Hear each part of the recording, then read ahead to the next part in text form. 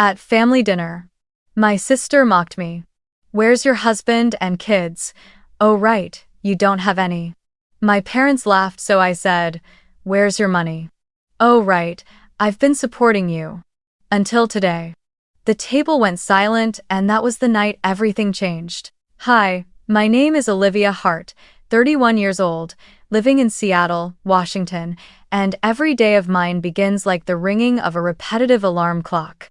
Waking up in my small apartment in Capitol Hill, drinking black coffee with no sugar, then rushing to catch the morning bus to the tech company where I work as a product manager. I never claimed to live a perfect life, but I am proud that I built a stable path with my own strength.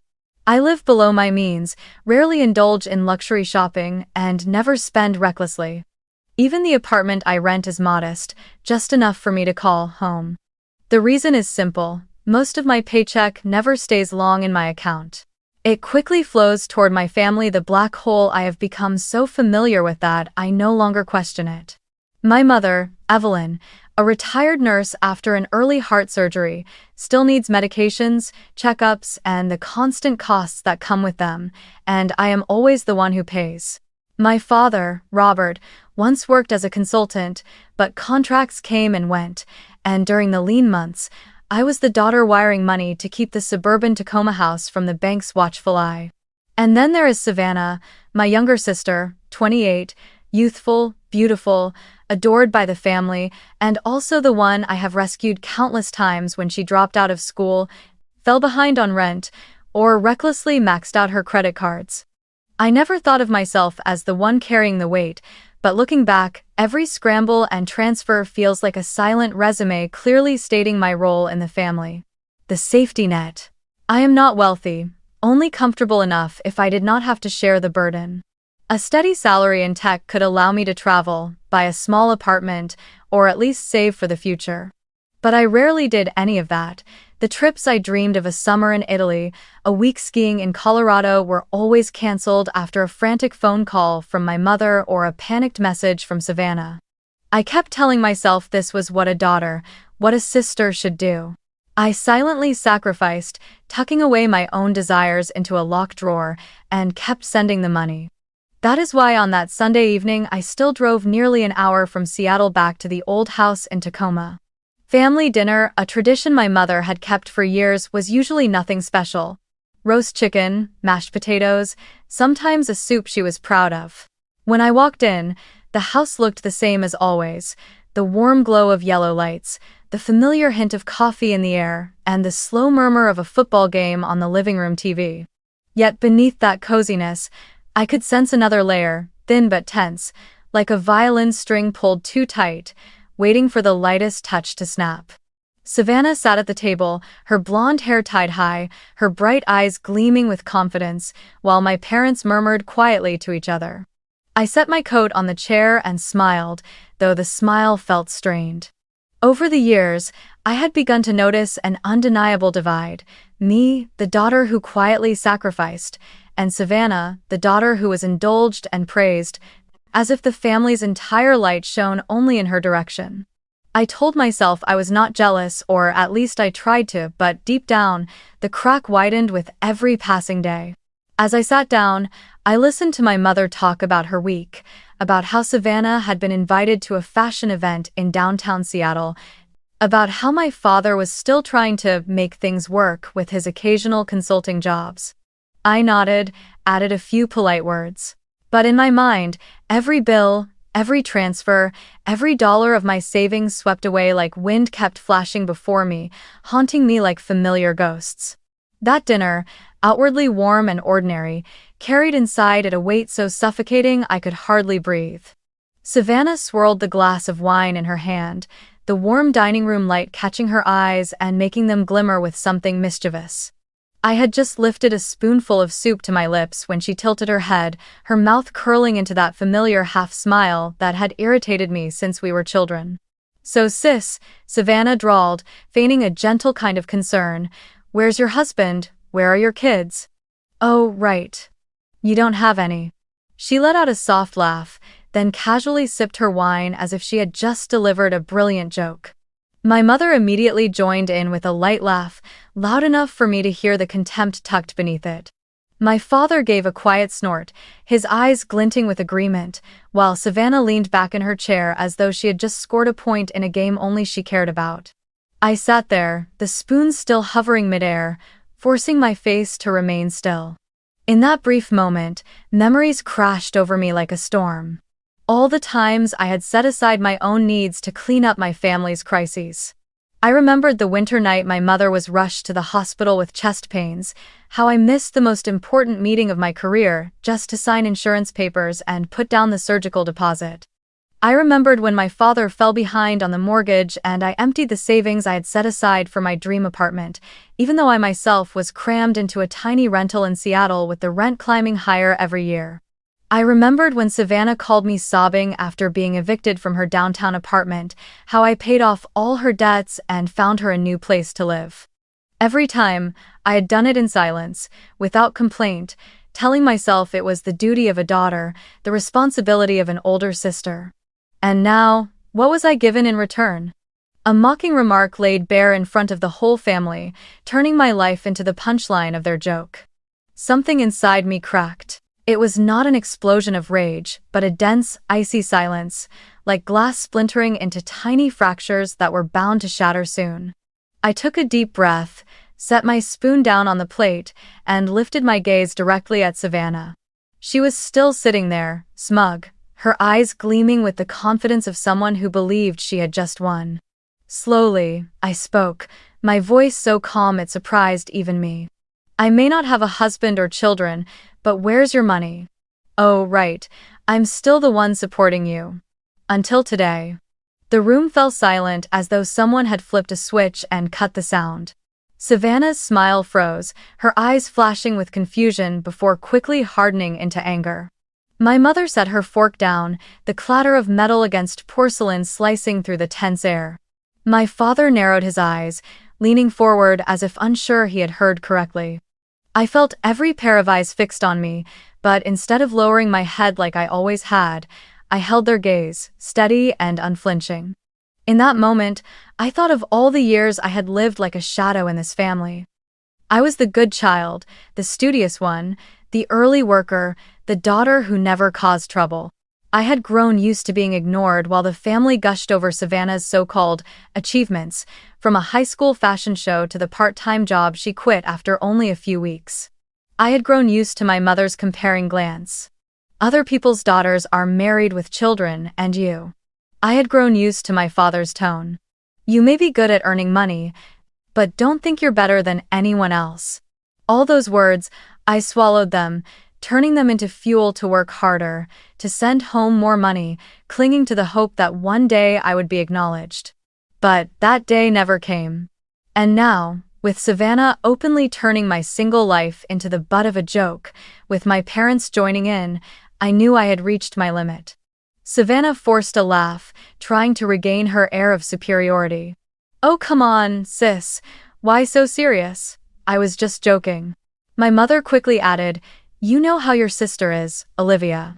She just teases for fun, don't take it to heart. My father cleared his throat and spoke in his usual commanding tone. That's right, you're taking this too seriously. She's still young. You can't expect her to be responsible like you. Each word landed heavy, echoing in my head like nails being hammered into a coffin. You can't expect her to be responsible like you. That was the sentence they had stamped on me for years.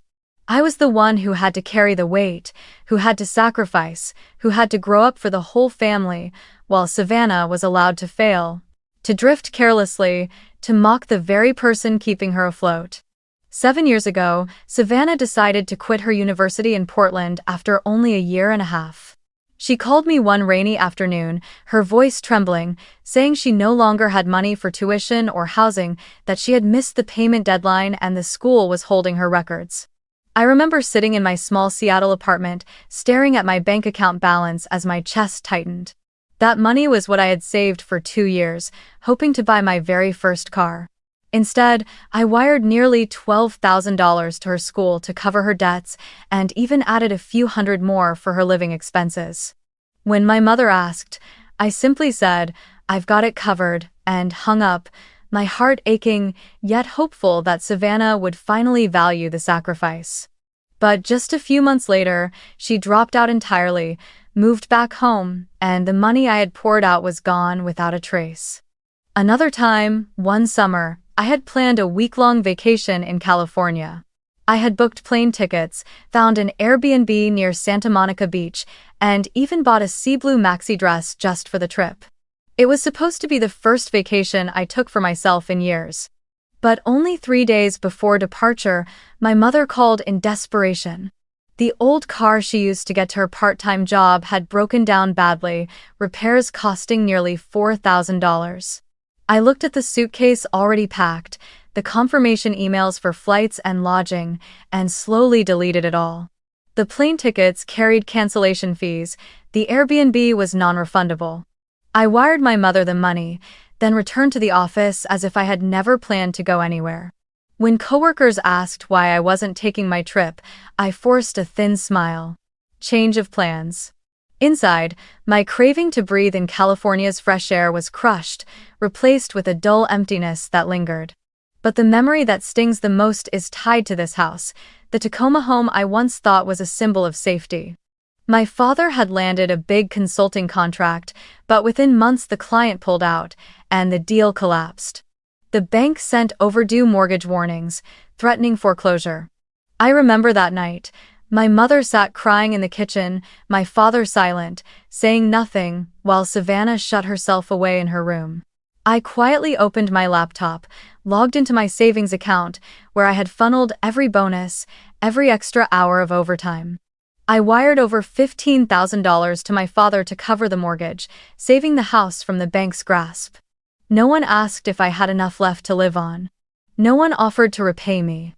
They simply sighed in relief and slipped back into their routines, as if my sacrifice was nothing more than expected.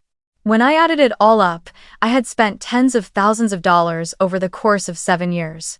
That money could have been the seed capital for my dream business, the down payment on a condo in Seattle, or at the very least the trips that would have allowed me to truly live out my youth. Instead, I sent it away without hesitation, lulling myself with the thought that it was my duty. And that very obedience had turned me into an endless supply line, leading to this moment at the dinner table, listening to my sister's mockery and my parents' laughter echoing in agreement. I began to realize the price I had paid was not just financial. I had sacrificed my youth. While my peers traveled the world, pushed themselves into new careers, bought homes, and started families, I buried myself in a loop, working, sending money, extinguishing other people's crises. I had even sacrificed love. At 28, I dated a good man named Daniel, an architect. He wanted to build a future with me, to buy a home together, to have children. But I turned him away because I knew I could not commit to a new life while my family still pulled me backward. I feared that one day, the late-night calls and endless demands for money would shatter my own happiness. So I let Daniel go because I was too busy keeping the family afloat. Oh how! And what about my career? I worked hard, I was capable, but I never dared to leap to bigger companies or chase faster promotions because I always needed stability to ensure I could help out whenever my parents or Savannah needed. I chose the safe road, the one with fewer risks, but it also meant losing the chance to build something extraordinary. Every single thing I did, every choice I made, revolved around my family, not myself. Sitting there, it became painfully clear. I had traded away my youth, my love, and my career in exchange for something that was never given recognition. And recognition never came. Instead, all I received was mockery. My hand trembled on the table, not from explosive anger, but from a bitter awakening. I had been exploited for far too long, and I was the one who had allowed it to happen. That night, I drove back from Tacoma to Seattle in silence. The I-5 highway was as busy as ever, but the rumble of trucks, the flashing lights, even the blaring horns seemed to slip right past me.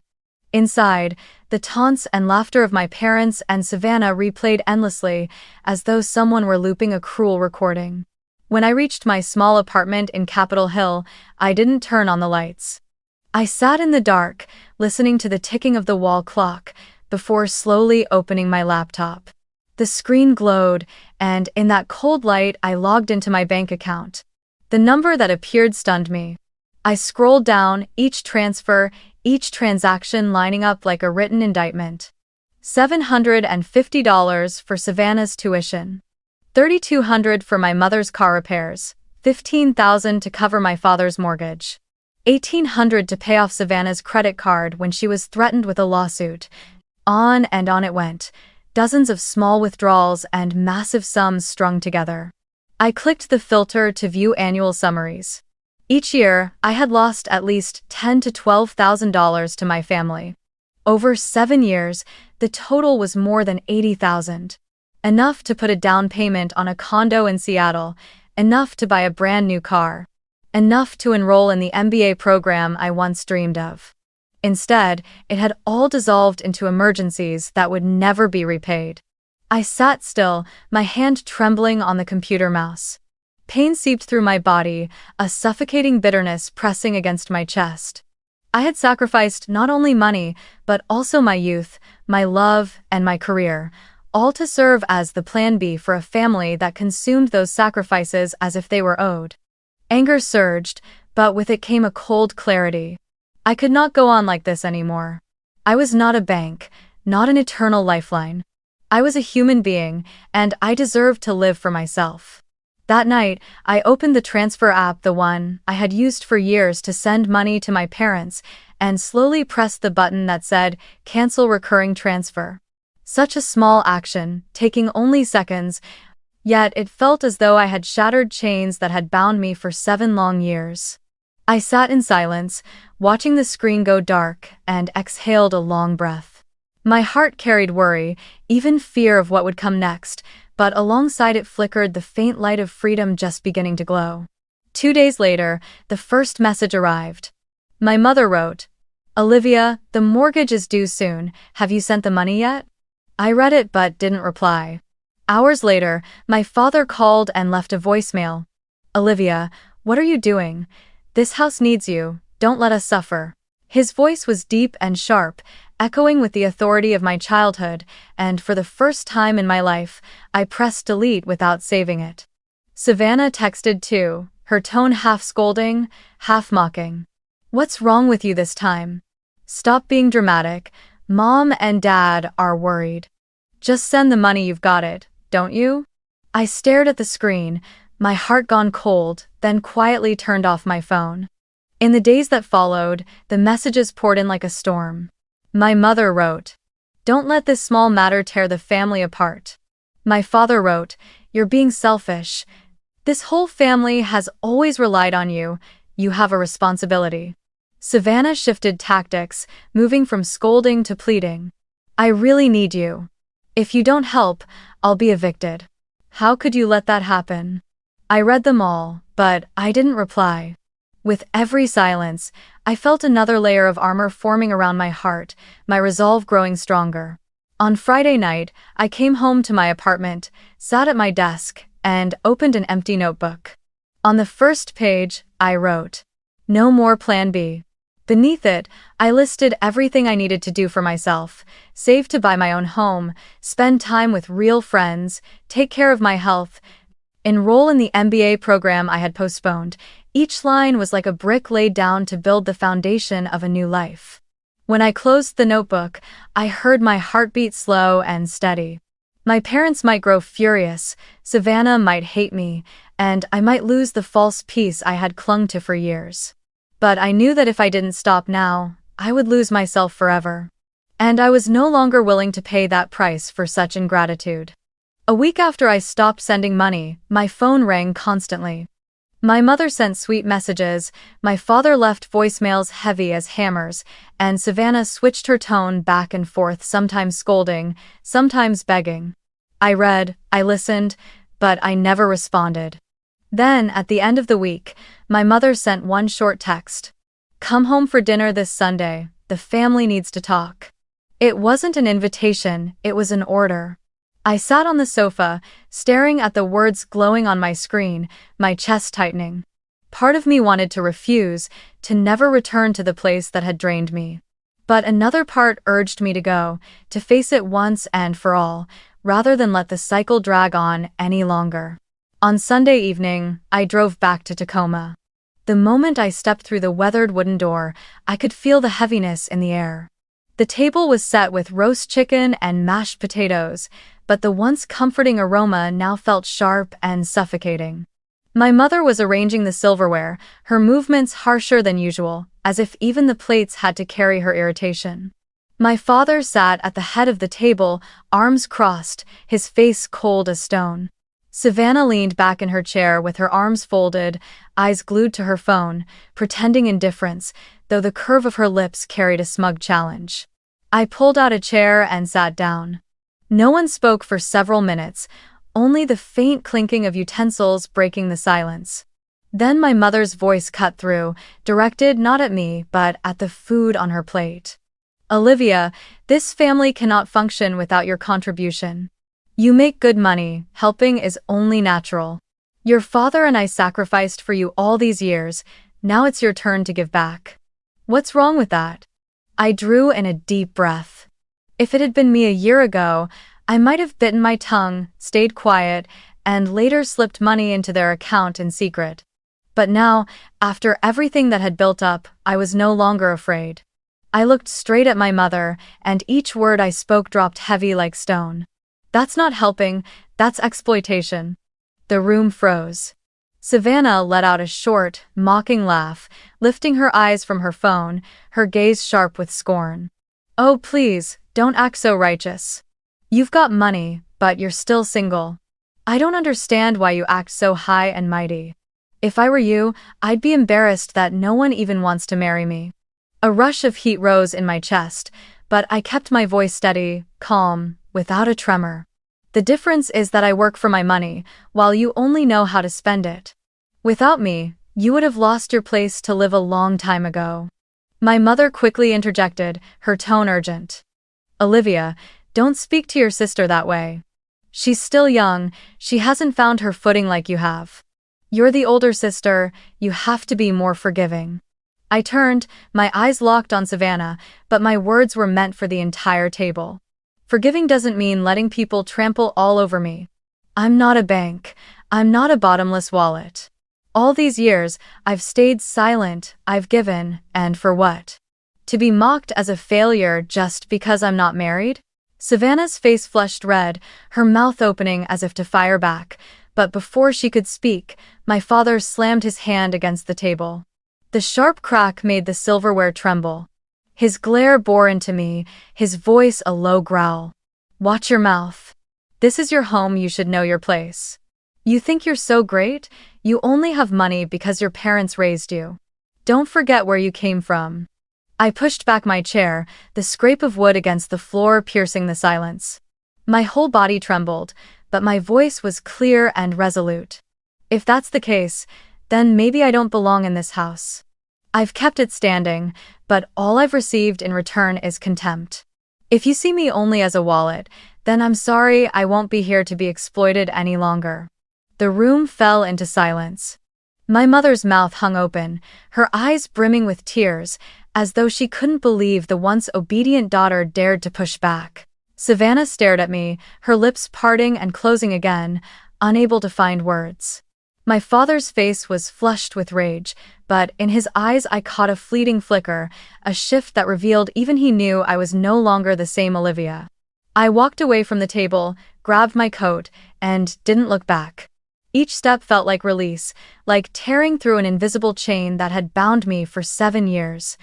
As the door slammed shut behind me, I heard my mother's voice calling after me. "Olivia, come back, we're family." But I didn't stop. For the first time, I let that call fade behind me, softer and softer, until all that remained was the pounding of my heart, the rhythm of a freedom just beginning to take shape. I drove through the night back to Seattle, my chest heavy yet alight. I knew I had severed a crucial tie, and the road ahead would not be easy. But I also knew one thing with certainty. I was no longer my family's plan B. I was no longer the lifeline they could cling to. And from that moment on, I began reclaiming myself. A week after that confrontation, just as I was trying to keep my routine steady in the city, the real storm hit. It was a Friday afternoon when I received a large envelope from the bank delivered to my apartment. At first, I thought it was just another routine account statement, but the moment I tore open the seal, my hands turned cold. Inside was a thick packet of documents, its title printed in bold, Home Equity Line of Credit Agreement. I flipped quickly through the pages, my heart pounding. There it was, my name, Olivia Hart, listed clearly alongside my social security number, my address, and, most shocking of all, a signature. A messy scrawl, clearly an attempt to imitate mine, but I recognized it instantly. It wasn't mine.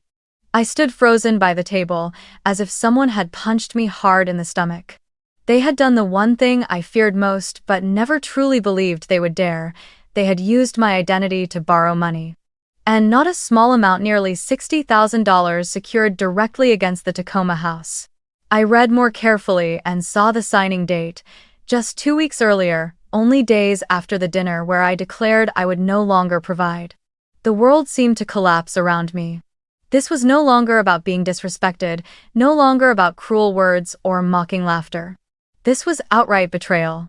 I remember sinking into a chair, the packet slipping from my hands, pages scattering across the floor like snow. In my mind, I saw their faces. My father with his stern expression and commanding voice, my mother with her wet eyes and pleading tone I knew too well, Savannah with her mocking smile. They had chosen to cross the final line, treating my signature as nothing more than a formality they could forge to save the house, the same house I had rescued from the bank time and time again. I gathered the pages one by one, my hands trembling. Part of me screamed, "They're my parents, my family, how could they do this?" But another part, colder, answered, "Because they always have. Because for years they have treated me like a bottomless wallet. Because when I finally said no, they chose to break the law rather than look at themselves." The pain wasn't only in the massive debt now hanging over me, it was in the shattering of the fragile trust I had still held onto. That night, I couldn't eat, couldn't sleep. I sat in my dark apartment, the only light the street lamp spilling through the window. The packet lay squarely on the table like evidence of a crime.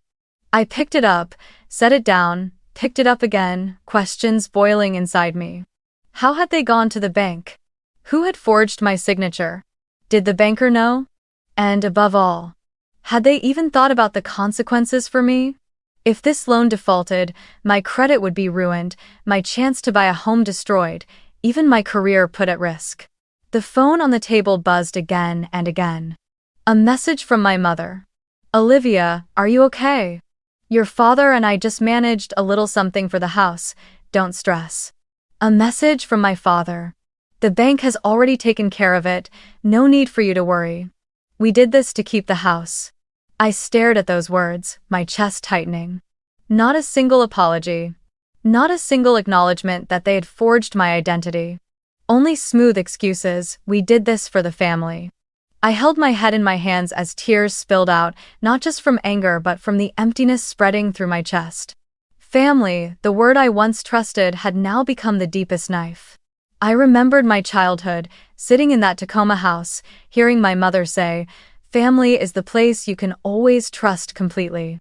And now, that very place had turned me into a debtor on paper, with a forged signature. In that moment, I knew there was no going back. This was no longer a quarrel between relatives, no longer just a few cruel words that left me hurt. This was a real crime, a betrayal that could never be justified. I felt something inside me shatter, but along with it came a cold clarity. I had to save myself. I carefully gathered the documents, stacked them neatly in a file folder, and slid it into my desk drawer. That night, I didn't sleep. I just sat watching the blinking lights from the building across the street, hollow inside. My small apartment, once familiar, now felt foreign, as if I had stepped into a new world, one where family was no longer a refuge but a lurking danger. I knew from this moment on, everything had changed forever.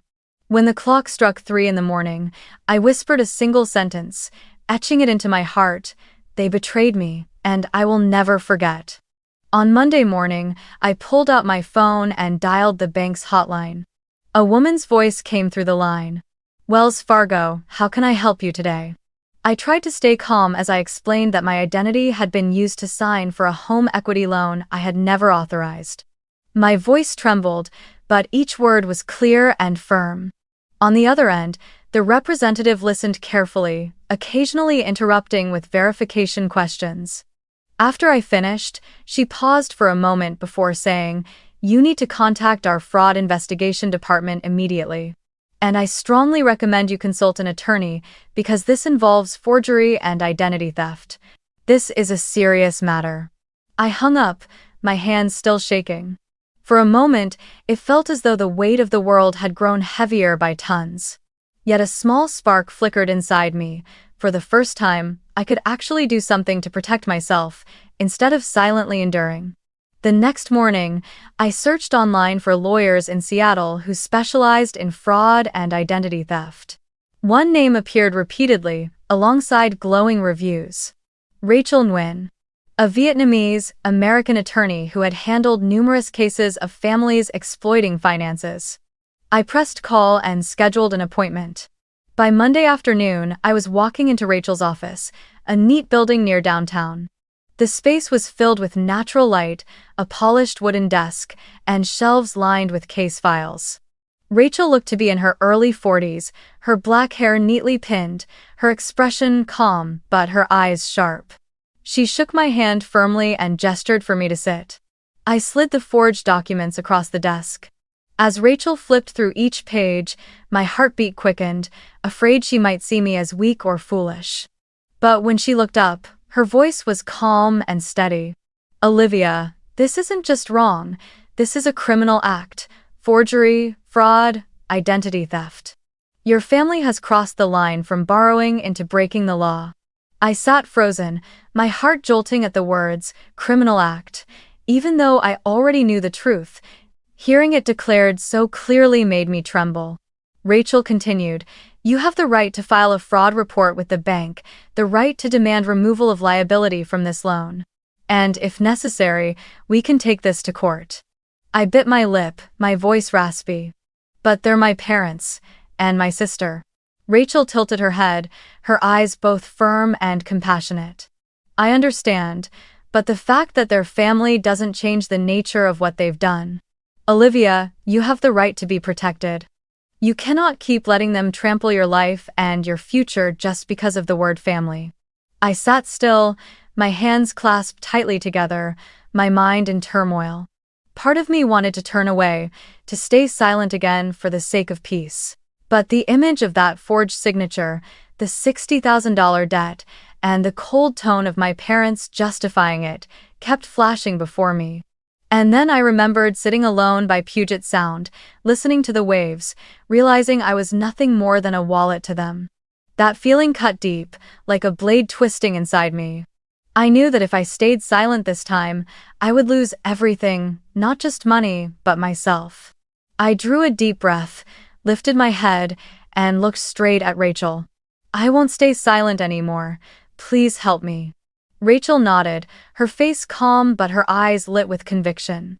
"We'll start immediately. And Olivia, remember this. This time, you are not alone." Leaving Rachel's office, I stepped out into the street, the wind whipping hard against me, but inside I felt clearer than ever. I knew the road ahead would be difficult, filled with confrontation and bitterness. But I also knew that for the first time in years, I was choosing to stand up for myself. And this time, I would see it through to the end.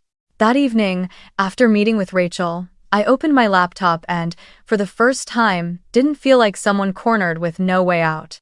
I followed each step she had advised, freezing all my credit to prevent anyone from using my identity again, changing every password from emails to bank accounts to small things like Netflix and Amazon. Each time I typed in a new password, it felt like I was building another wall of protection around my life. Then I opened a brand new account at a different bank, one no one in my family knew about, and transferred most of my savings there. The relief of seeing my balance safe in a sealed space was indescribable, like regaining control that had been slipping through my fingers for years. It wasn't just about finances. I began thinking about myself differently. The next morning, instead of lying in bed until the last minute before rushing to the office, I signed up for a yoga class near my apartment. On the first day, my body was stiff, every stretch making sweat bead on my skin, but when I lay down on the mat and heard the instructor whisper, "Let go," tears slipped down my face. For so many years, I had only ever held everything in, never allowing myself to release. Alongside yoga, I started cooking for myself instead of living on takeout. Simple meals, pan-seared chicken, fresh salad, a small glass of wine gave my little apartment the feeling of a real home, not just a stopover for someone exhausted. At work, the change began to show too. I poured my energy into a big project that had been left hanging for months. I stayed late, focused hard, and for the first time in years, I felt true excitement in what I was doing. One afternoon, my boss Matthew walked past my desk, paused, and placed his hand on the report I had just finished. "Excellent work, Olivia. I can see a real change in you." That brief compliment warmed me the entire day. I realized that when I was no longer drained dry by my family, I could shine in my own way. As I worked to rebuild my life, Rachel wasted no time. Just 2 days after our meeting, she sent a formal letter to the bank demanding an investigation into the forged signature. I was CC'd on the email, and when I saw the words "suspected forgery" printed clearly in black and white, I let out a long breath, part fear, part relief. It was no longer just a nightmare circling in my head. It had become a real case, handled in a professional way. At the same time, I started a new habit, keeping every trace of contact from my family. My mother's messages, from the sweet ones, "Honey, this family needs you," to the veiled threats, "Without you, we'll lose everything." My father's voicemails, his voice heavy, sometimes menacing, sometimes pretending to be gentle. Savannah's texts, shifting back and forth, sharp, "You're so selfish," then pleading, "Help me just this one last time, I promise I'll change." I saved them all, neatly organized in a folder labeled "Evidence." Each time I read or listened again, the pain burned, but so did my resolve. They would never again have the chance to deny what they had done. And yet, in the quiet of certain nights, my heart still sank. I remembered family dinners filled with genuine laughter, my mother's warm hugs when I was a child, the way my father once held the bike steady as I learned to ride. But then the image of those forged documents would return, the endless desperate calls echoing in my ears, reminding me that those beautiful memories were part of the past.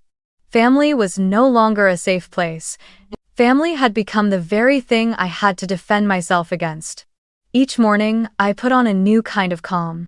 I walked into the office with steadiness, showed up to yoga with patience, and cooked myself dinner as if to remind myself, "Olivia, you are worthy of care too." And every evening, as the evidence folder grew heavier, I knew I was no longer just surviving. I was preparing for the day I would face them not as a walking wallet, but as a woman who knew her own worth. One night, I sat by the window, city lights reflecting off the glass, a cup of hot tea in my hands. I no longer felt the trembling, no longer felt the darkness swallowing me whole. Instead, I felt a patient waiting, a small flame burning steady. I whispered, "This time, they will have to face me. And I will not step back." Rachel and I spent nearly a week pulling the case together. She guided me through gathering every piece of evidence, bank statements, transfer confirmation, emails, even the random receipts I had stuffed into drawers over the years. When the final tally appeared, $84,762 over 7 years, I sat stunned. Nearly $85,000. Not a few hundred, not a few thousand. That was my youth, the vacations I never took, the dates I canceled, the promotions I passed over just to keep everything afloat. Rachel organized it all into a thick binder, each section marked with colored tabs. Payment history, forged loan, Savannah's records. Inside were also Savannah's own defaults, canceled credit cards, overdue student loans, old eviction notices. Looking at those pages, I shivered, as though staring into a mirror that stripped me bare, while at the same time realizing I was ready to hold that mirror up to them. On Sunday, I drove back to Tacoma. The house of my childhood still stood there, with its peeling white fence and creaking wooden porch, but to me, it was no longer a place of safety. I walked in, binder clutched tightly in my hands. The air in the living room was heavy.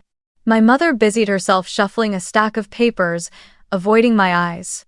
My father sat in his armchair, his gaze dark. Savannah leaned against the wall, arms crossed, a half-smile playing on her lips, defiant. I set the binder down on the wooden table, the thud landing like a hammer blow. "I'll be direct," I began, my voice so steady it surprised even me. "This is the full record of everything I've paid for this family over the last 7 years. Nearly $85,000. This is the evidence of the forged mortgage loan signed under my name. And these are Savannah's debt records." I flipped each tab, sliding the pages toward them. The three of them sat in silence. My father's brow furrowed as he prepared to speak, but I raised my hand to stop him. "I am no longer this family's lifeline. From today, you have 30 days to remove my name from every loan, especially the home equity loan. If it's not done in 30 days, I will sue. For forgery, financial fraud, and exploitation." I looked each of them in the eye. My mother shrinking back, Savannah paling, my father gripping the arm of his chair. "This is not a threat, this is an ultimatum." End of 4. The room was so silent I could hear the clock ticking. Finally, my mother stammered, "Olivia, you can't do this. This is your home."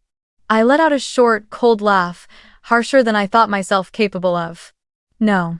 This is the house I've kept standing with my blood and sweat, but it's not my home anymore, because the people inside it only ever saw me as an ATM." My father slammed his hand on the table. "That's how you speak to your parents?"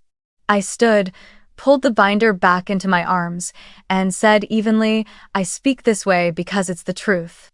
30 days. I won't repeat myself again." I turned and walked toward the door without looking back. The late Tacoma sky was heavy and gray, but inside I felt clearer than ever. No more trembling, no more guilt.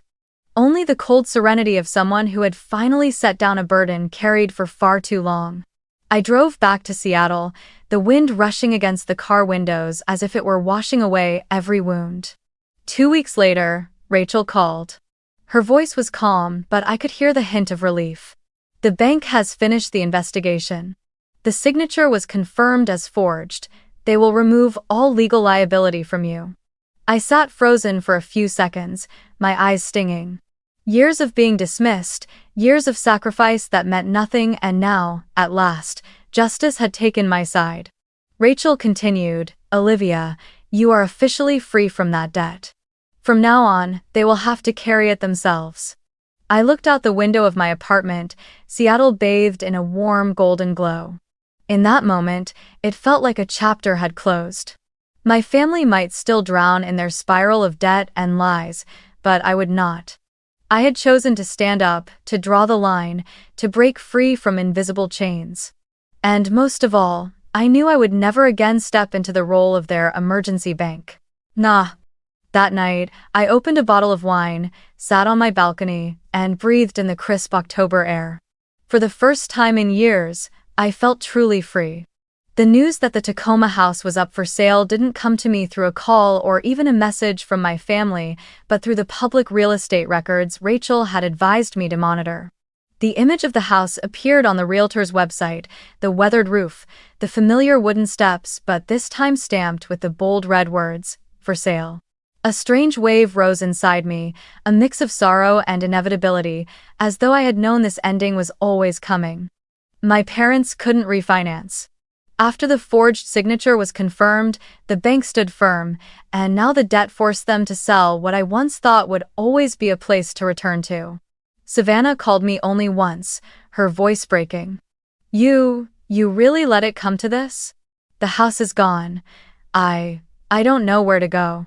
I sat in silence, listening to her sobs on the other end. Once, I would have rushed to her side, handed her my bank card, and carried the weight myself. But this time, I only said softly, "Savannah, you have to learn to stand on your own. I can't keep doing it for you. Then I hung up, my chest aching but lighter at the same time. A week later, my mother sent a message. Sunday dinner. One last meal in the house. Can you come? I hesitated, then agreed. Not because I felt responsible, but because I needed to see the chapter close with my own eyes.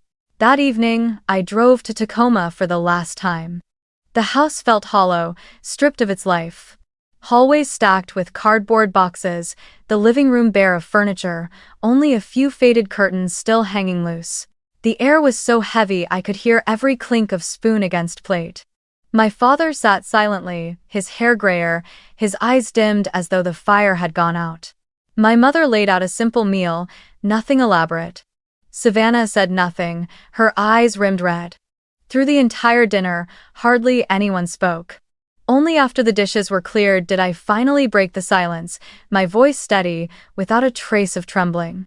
I'm not cutting ties. I'm still your daughter, still Savannah's sister. But I'm no longer the lifeline.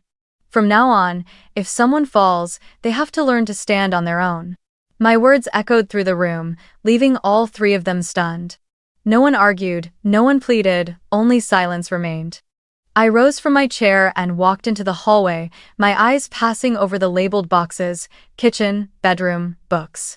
So many childhood memories, once bound to duty and obligation, now packed into worn brown cardboard. I opened the door, drew a deep breath of Tacoma's cold night air, then turned back for one last word. I hope you all find a way forward. But I can't live your lives for you anymore. As I stepped down the porch steps, I knew I was leaving behind a piece of my youth. That house had held me in place with the invisible chains of obligation. Now it was gone, and the chains had broken with it. In the weeks that followed, I poured all my energy into work. The project I led exceeded every expectation, and during the quarterly meeting, my boss Matthew publicly said, "Olivia is the reason we achieved this breakthrough."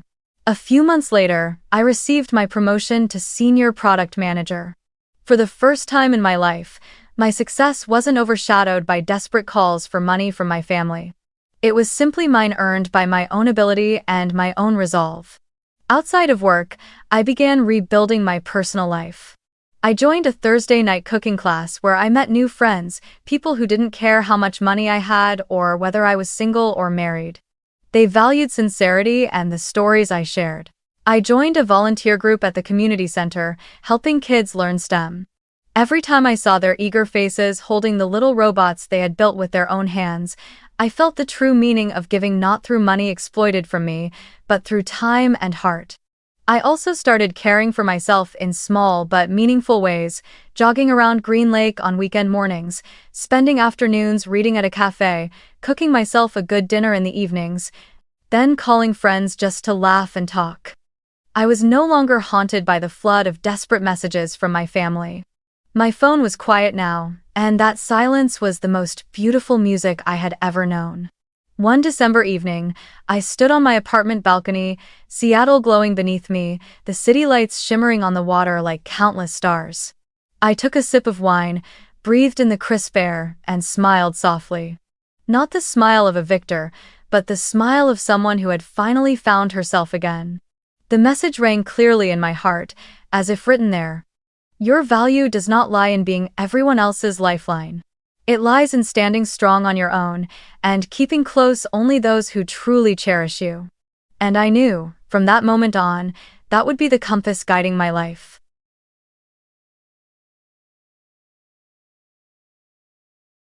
My fiancée secretly paid for her dream wedding using my deceased mom's jewelry, so I turned her big day into a wake-up call she'll never forget. Original post, I, 32 male, discovered something 3 weeks ago that made me question everything about the woman I was supposed to marry in 2 months. Still processing it, Tabaha. My mom passed away 4 years ago after a long battle with cancer. She left me her jewelry collection. Nothing crazy valuable, but pieces she'd collected over 40 years. Some vintage stuff from her mom, anniversary gifts from dad, pieces marking big life moments. Total value maybe 15 to 20K, but the sentimental value? Priceless. I kept everything in a safety deposit box at the bank. Only visited it maybe twice a year, usually on her birthday and the anniversary of her passing. just to hold the pieces. Remember her. 3 weeks ago, got a call from my cousin Marlene. She owns an estate jewelry shop downtown. Marlene: "Hey Jerome, weird question. Did you sell your mom's emerald set?" "What? No. Why?" "A woman just came in trying to sell more pieces. I recognized your mom's butterfly brooch from that photo you showed me. The emerald set too. Said her grandmother left them to her." My blood went cold. Only 2 people knew where I kept the key to that deposit box, me and Valentina, 29F, my fiancée of 3 years. Me: "Did you buy them?" "Hell no. Told her I needed to verify provenance first. She got spooked and left. But Jerome, she's been here before. I checked our records. Same woman sold us a pearl necklace set 2 months ago. I didn't connect it then." Me: "Send me the security footage." It was Valentina, clear as day. Wearing the baseball cap she thinks makes her unrecognizable. It doesn't. Went straight to the bank. The teller pulled the access records. Valentina had been visiting the box regularly for the past 4 months. Almost weekly. Opened the box with shaking hands. More than half was gone. Mom's wedding set. The anniversary bracelet Dad gave her for their 25th. The Art Deco pieces from my grandmother. The butterfly brooch Marlene mentioned. Gone. But here's the kicker. Valentina had carefully left the less valuable pieces. The costume jewelry. The sterling silver. Made it look like nothing was missing unless you really paid attention. Drove home in a daze. Valentina was at her final wedding dress fitting. Gave me time to think, to process, to investigate. Logged into our shared wedding planning folder. Yeah, I know, modern groom and all that. Started really looking at the receipts, the vendors, the amounts. Our wedding budget was $25. I was paying $15. Her parents promised $10K. Reasonable, right? Except the actual costs, almost $45. Designer dress, $8K. Luxury venue upgrade, $12K extra. Premium flowers, $5 over budget. High-end photographer, $7 instead of the $3 we'd discussed. Every single upgrade, every small addition, every we only get married once expense, paid in cash. Deposits made on days Valentina visited the safety deposit box. She'd been funding her dream wedding with my dead mother's jewelry. Update 1, confronted Valentina when she got home from the fitting. Had all the evidence laid out on the dining table. Bank records, security footage, wedding receipts. She walked in glowing, chattering about the dress. Valentina: "Babe, the alterations are perfect. I can't wait for you to see." Saw the papers, stopped mid-sentence. "Anything you want to tell me?" "What's all this?" "You know what it is." She tried denial first. "I don't understand. Why are you going through wedding stuff without me?" Me: "Cut the act. I have you on camera at Marlene's shop. Bank records showing you accessing mom's jewelry. Receipts showing cash payments matching the days you visited." Her face cycled through emotions, confusion, fear, then incredibly, indignation. "Valentina, you spied on me? You stole from me, from my dead mother." "It's not stealing, we're getting married, what's yours is mine." "We're not married yet, and that was my mother's legacy." Then came the justifications. "That jewelry was just sitting there, doing nothing. Your mom would want me to be happy." Me happy? You think she'd want her jewelry sold for flower upgrades? "It's not just flowers, it's our wedding, our special day." Funded by theft. She switched tactics, tears. "I didn't think you'd understand. You always say no to the nice things. I wanted one perfect day, just one." "So you stole from my mother's memory." "Stop being so dramatic. They're just things. She's gone, Jerome. She doesn't need them." That's when I knew we were done. Not just the anger about the theft, but the casual dismissal of what those pieces meant. Me: "Pack your things. You're leaving tonight. You can't take me out, I live here. You're not on the lease. You're a guest, a thieving guest." She tried more tears, then anger, then bargaining. "What about the wedding? Everything's paid for. Guests are coming." Guess you should have thought about that before robbing the dead. Gave her 2 hours to pack. She spent most of it on the phone with her mom, wailing about how unreasonable I was being. But here's where it gets interesting. After she left, I started making calls. Not to cancel the wedding, not yet, but to understand exactly what was happening with all that stolen money. Called the venue first. Lovely woman named Patricia. Me: "Hi, this is Jerome Ashford. I need to discuss some payments for the Ashford Reeves wedding." Oh, Mr. Ashford, yes, Miss Reeves has been so thorough. All the upgrades are paid in full. Upgrades? The premium package? Garden ceremony, champagne tower, extended reception, fireworks display? Fireworks. She bought fireworks with Mom's jewelry. And this was all paid in cash? Yes, Miss Reeves insisted. Said it was easier for budgeting. Made similar calls to other vendors. Each revealed more upgrades I knew nothing about. Valentina had created 2 weddings, the one we planned together and the extravagant one she bought with blood money. Update 2. The entitlement explosion was nuclear. First, her parents called. Glenn and Dottie, usually reasonable people, not anymore. Glenn, Jerome, what's this nonsense about canceling the wedding? Me, I haven't canceled it yet, but Valentina stole. Dottie, she borrowed some old jewelry. You're being ridiculous. Borrowed implies permission, and returning items, she sold them. For your wedding, she did it for both of you. She did it for Instagram. They hung up on me. Then came the flying monkeys. Her sister Natasha showed up at my apartment. You need to fix this. Val's a mess. Val's a thief. She was trying to give you both a dream wedding. You're too cheap to appreciate it. With my money from my dead mother. God, get over it. Your mom's been gone for years. Val's here now. She should matter more. Me, get out. But Valentina wasn't done. She hired a lawyer, sent a demand letter requiring me to honor the wedding contract since both parties benefited, pay her $10 for emotional distress, give her the engagement ring as a completed gift, provide half the wedding gifts we'd already received. The audacity was breathtaking. She steals from me, then demands I pay her? That's when I decided on my response. First, filed a police report. Theft over $10 a felony in our state. Detectives seemed very interested when I showed the evidence. Second, called my lawyer. Drafted a letter to wedding vendors explaining the situation. The money used was stolen property. Any contracts signed were fraudulent. Third, started my own investigation. Pulled 3 years of bank statements. Valentina had access to my apartment, knew where I kept things. What else was missing? Found it. Small withdrawals from my emergency fund. $200 here, $300 there. Always just under the amount I'd notice. Another $4 gone over 2 years. She'd been playing the long game. But the real revenge started with the wedding itself. See, I hadn't canceled it. The date was still set. Vendors still expecting the event. So I made some changes. Called Patricia at the venue. Me, I need to modify the Ashford Reeves wedding. Of course. What changes? Me, it's now the Eleanor Ashford Memorial Celebration. We'll be honoring my late mother. Oh, that's unusual. All the decorations, flowers, everything stays the same. But instead of a wedding, it's a remembrance ceremony. Can you handle that? I suppose. The contracts don't specify the type of event. Perfect. Valentina wanted to use my mother's jewelry for a party? Let's make it a party for my mother. Contacted all the vendors. The florist would create arrangements featuring Mom's favorite flowers. The caterer would serve her signature recipes, still had them written in her handwriting. The DJ would play music from her era. Then sent an email to all 150 guests. Dear friends and family, due to circumstances involving the theft and sale of Eleanor Ashford's jewelry collection to fund wedding expenses without permission, the Ashford Reeves wedding is canceled. In its place, you're invited to a celebration of Eleanor's life, funded by the items taken from her estate. Please join us in honoring her memory. Black attire requested.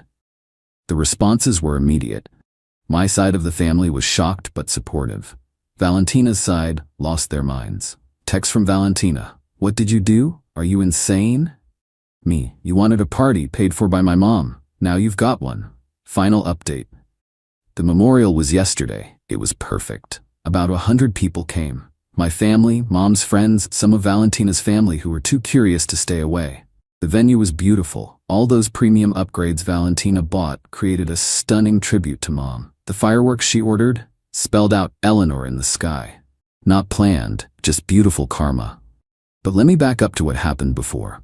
Valentina went full extinction burst. First, she tried to get vendors to refuse the change. But legally, I was the primary contact on most contracts. She'd forged my signature on upgrades, but the main contracts were mine. Vendors didn't want legal trouble. Then she tried to crash the planning. Showed up at the florist while I was there. Valentina, those are my flowers. My wedding. Ma'am, the contract holder has requested changes. I paid for them. With stolen money. Want me to call the detective handling the case? She left screaming about suing everyone. Her parents tried emotional manipulation. Dottie called crying about ruining Valentina's future and destroying her reputation. Glenn threatened legal action for defamation. My lawyer shut that down quick. Truth is an absolute defense against defamation, and I had truth in spades. The criminal case moved forward. DA offered Valentina a plea deal, full restitution plus probation. She refused, convinced she'd win at trial. Her lawyer must hate her. But the memorial itself was beautiful. My aunt gave a speech about Mom's strength during her illness. Marlene displayed photos of Mom wearing the stolen jewelry at family events. The premium photographer Valentina hired captured it all. The best part? Valentina's cousin Bethany attended, pulled me aside during cocktails. Bethany. You should know, this isn't Val's first time. She did something similar with her ex's grandmother's coin collection. His family never pressed charges. A pattern. She targets sentimental items from deceased relatives, sells them for cash, claims innocence. I recorded Bethany's statement for my lawyer. Today, got word that 3 of Mom's pieces were recovered from local pawn shops. The butterfly brooch was sold to a collector in the next state. Might get that back too. The rest is probably gone forever. Valentina's trial is in 2 months. Her lawyer reached out about a new plea deal. She's scared now. Good. I'm out about 30 cows between stolen jewelry and wedding deposits. But I gained something valuable. Clarity. The woman I loved never existed. In her place was an entitled vulture who saw my mother's death as a financial opportunity. The apartment's quiet now. Peaceful. Started therapy to process everything. Keeping Mom's remaining jewelry in a bank box only I can access. Valentina's last text before I blocked her. You ruined my life over some old jewelry. No, Val. You ruined your life the moment you decided my grief was worth less than your Instagram wedding. Mom always said people show you who they are and how they treat those who can't fight back. Valentina showed me exactly who she was when she robbed a dead woman to buy fireworks. The memorial guests donated almost $5 to Mom's favorite cancer charity instead of giving wedding gifts. That felt right. Mom would have loved that. Sometimes justice isn't about revenge, it's about truth. Valentina wanted a dream wedding funded by theft. She got a memorial funded by her crimes instead. And 150 people now know exactly what kind of person she is. That's worth more than any jewelry. Dad said he was too sick to attend my wedding, but posted beach vacation photos with his new wife during my ceremony. When he tried sending money as an apology, I returned it instead of accepting it as a compensatory gift. Weddings were supposed to be about joy, love, and unity, or at least that's what I always believed. Ever since I was a little girl, I dreamed of my father walking me down the aisle. The image was crystal clear in my mind, my dad in a sharp suit, his arm steady under my hand, smiling at me like I was still his little girl, even as he gave me away to the love of my life. That dream carried me through some of the tougher years of my life, especially after my parents divorced and my dad remarried. Planning my wedding wasn't easy. Balancing a tight budget with my vision for the perfect day was exhausting, but it was worth it. My fiancé, Matt, was my rock throughout the process, cheering me on when I started to feel overwhelmed.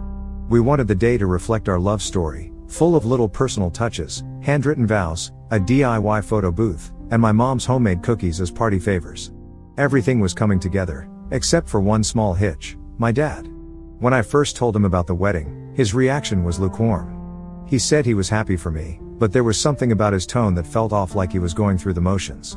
I brushed it aside, thinking maybe it was just awkwardness. After all, we weren't as close as we used to be, and his new wife, Laura, and her daughter, Carly, had seemed to monopolize most of his attention over the past few years. Still, I was determined to include him. I asked if he would walk me down the aisle, and his response made my heart ache. He said he'd try his best, but he couldn't promise anything because of his health issues. It wasn't the definitive yes I'd hoped for, but I convinced myself it was enough. At least he was considering it. As the big day approached, I kept following up with him, asking if he'd be able to come.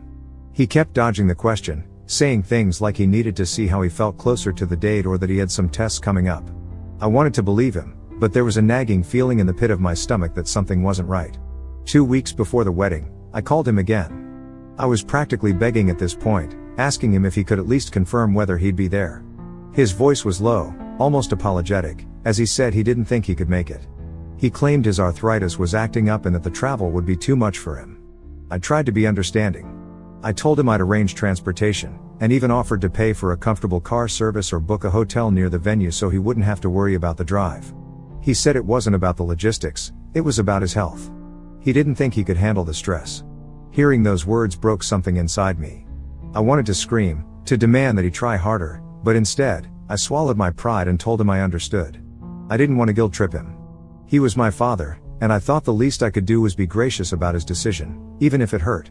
The day of the wedding was beautiful and heartbreaking all at once. My mom was radiant, bustling around and helping with last-minute details. Matt was everything I could have hoped for, steady, calm, and so full of love. But as I walked down the aisle with my mom by my side instead of my dad, I couldn't help but feel a tiny bit sad. I scanned the room, half hoping he'd show up at the last minute, but his seat was glaringly empty. The ceremony went off without a hitch. People laughed, cried, and cheered us on as we said our vows. It should have been the happiest day of my life, but there was a part of me that couldn't stop thinking about the man who wasn't there. A couple of days after the wedding, I was scrolling through social media when my heart dropped. There he was, my father, the man who was supposedly too sick to travel, posing on a sunny beach with Laura and Carly. The caption reads something about a family getaway, complete with heart emojis and hashtags about bonding and relaxation. I stared at the photos, my hands trembling. There he was, grinning ear to ear, holding a fruity drink in one hand and giving a thumbs up with the other. Laura looked like she was having the time of her life, and Carly was posing in a new bikini, carefree and happy. It wasn't just one photo, there were dozens. Pictures of them on a yacht, eating at fancy restaurants, exploring scenic hiking trails. All of it was during the same weekend as my wedding. The betrayal hit me like a freight train. It wasn't just that he hadn't shown up, it was that he had lied to me, concocting some excuse about his health while he was off enjoying a vacation with his new family. The tears came before I could stop them. I felt like a fool, bending over backward to accommodate him, believing his excuses, and even defending him when others questioned his absence. He hadn't just let me down, he had chosen them over me. It made it clear where his priorities lay. I showed the photos to Matt, who was just as furious as I was. He held me as I sobbed, whispering words of comfort, but it did little to ease the ache in my chest. My dad hadn't just missed my wedding, he'd actively avoided it, choosing to spend that time with people who hadn't been in his life nearly as long as I had. For days, I debated whether to confront him. Part of me wanted to call him out, to demand an explanation, but another part of me was too exhausted to fight. I kept replaying our conversations in my head, analyzing every word he'd said, trying to figure out how I hadn't seen through his lies. I didn't know what to do. Update 1, I wasn't sure how to process it. My emotions oscillated between anger and sadness, and sometimes, an unsettling numbness. Matt encouraged me to talk about it, but every time I tried, the words stuck in my throat. How do you explain to someone that your own father made you feel disposable? The first time I heard from my dad after the wedding was a week later. He called, his voice overly cheery, as though he could gloss over the fact that he had missed one of the most important days of my life. He started by asking how the wedding went. His tone was casual, as if he were asking about the weather. I gave him a clipped response, saying it was fine, but I didn't elaborate. I didn't owe him a detailed recount of a day he chose not to be a part of. Then he said he wanted to give me a gift. He said he felt bad for missing the wedding and wanted to make it up to me. His exact words were something along the lines of, "I know I couldn't be there, but I hope this will show you how much I care." I should have felt some semblance of gratitude, but instead, I felt a deep, simmering anger. It wasn't the kind of anger that made you lash out in the moment. It was colder, sharper, the kind that sank into your bones and refused to let go. I asked him what the gift was. He said he'd send me a check, a little something to help us start our married life. That was when I lost it. I told him I didn't want his money, that no amount of cash could make up for what he did. He tried to argue, saying he wasn't trying to buy my forgiveness, just show that he cared. But his words rang hollow. If he cared, he would have been there. If he cared, he wouldn't have lied to me. When I brought up the photos, his tone shifted. He stammered, trying to explain. He said the trip was planned last minute, that Laura had booked it as a surprise and he didn't know how to say no. He tried to justify it, claiming he didn't realize it conflicted with the wedding until it was too late. The lies only made me angrier. I reminded him that I had called him multiple times, practically begging him to come, and he had let me believe his health was the issue. He had let me feel guilty for even asking, while he was off sipping cocktails on a beach. He tried to shut me up by saying it wasn't what it looked like, that the trip was a family obligation.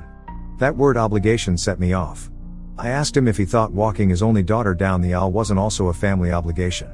The silence on the other end of the line was deafening. Then he said something that truly broke me. He claimed he thought I'd understand. He said, "You're so independent, so strong. I didn't think you'd need me there." It was like a punch to the gut. My independence, my strength, qualities I had worked so hard to cultivate had been twisted into excuses for his absence. I told him that being strong didn't mean I didn't feel pain, and being independent didn't mean I didn't need my father. By the end of the call, I was drained. He kept trying to smooth things over, but I told him I needed time and hung up. The check arrived a few days later. It was tucked into a Hallmark card with a generic message about love and happiness. There was no personal note, no heartfelt apology, just a dollar amount that felt more like an insult than a gesture of goodwill. Matt asked what I wanted to do with the money. He said we could put it towards something useful, like paying off a bill or saving for a future trip. But I couldn't bring myself to cash it. Every time I looked at the check, I felt a wave of anger and sadness. To me, it wasn't a gift, it was a bribe, a way for him to absolve himself without actually taking responsibility. I decided to return it. I wrote a short letter explaining why, careful to keep my words measured. I didn't want to lash out or say something I couldn't take back. I simply told him that what I needed wasn't money, it was his presence, his support, and his honesty. And since he couldn't give me those things, I couldn't accept his check. Sending that letter felt like taking a small piece of my power back. I didn't expect him to respond, and he didn't. For a while, things were quiet. I threw myself into married life, focusing on building a home with Matt and finding joy in the little moments. But the hurt lingered, a dull ache that refused to fade. The real fallout came a week later. My aunt, who had always been close to my dad, asked why he hadn't been at the wedding. I told her the truth. I didn't embellish or exaggerate. I simply stated the facts. Word spread quickly. Relatives started calling me, offering their support and expressing their outrage. Some even confronted my dad, demanding to know how he could do such a thing. He wasn't happy about it. He called me, furious, accusing me of airing our family's dirty laundry. He said I should have kept it private, that I was being vindictive by sharing what happened. I told him that I wasn't responsible for protecting his reputation, especially when his actions were the problem. I reminded him that I had given him every opportunity to make things right, and he had chosen to lie and avoid accountability. The conversation ended with him saying he needed time to think. I knew I couldn't change the past, and I couldn't force my dad to be the man I wanted him to be. All I could do was set boundaries and protect myself from further hurt. Update 2. A couple of weeks had passed, and it seemed like the storm had calmed. The phone calls from concerned relatives had slowed to a trickle, and Matt and I were starting to settle into a routine in our new life together. The weight I'd been carrying felt a little lighter, and for the first time in what felt like ages, I could breathe without feeling constantly suffocated by the past. But just when I thought I could finally move on, my father showed up at my doorstep unannounced. It was a Sunday morning.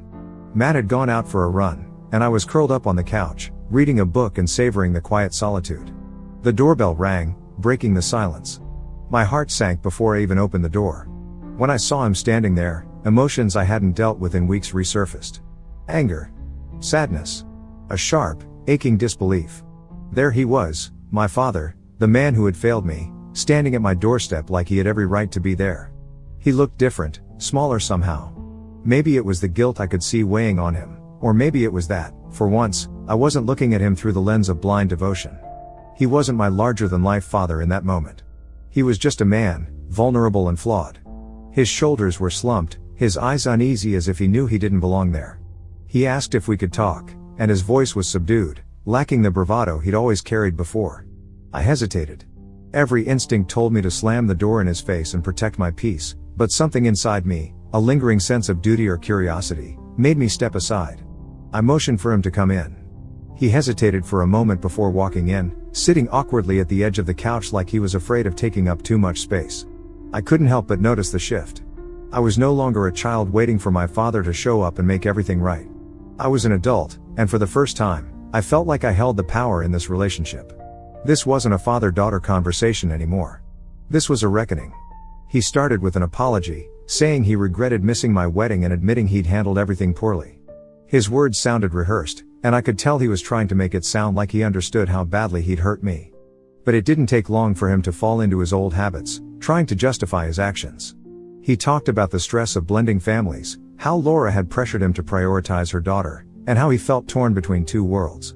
I listened, my arms crossed tightly across my chest, not out of defensiveness but because it was the only way I could keep myself from losing control. I didn't interrupt him, not at first, but inside, I was seething. His excuses didn't move me, not even a little. In fact, they only made me angrier. He wasn't owning up to anything. He was deflecting, trying to share the blame with everyone but himself. When he finished, he looked at me expectantly, as if waiting for me to absolve him, to tell him that I understood. But there was no forgiveness coming from me, not today, not ever. I told him I heard what he was saying, but I needed him to understand something. It wasn't just about the wedding. It was about a pattern of behavior that went back years. He'd always put other people ahead of me, Laura, her daughter, even his own pride. And I'd always tried to make excuses for him, tried to understand. But I couldn't do that anymore. He started to interrupt, but I held up my hand, silencing him.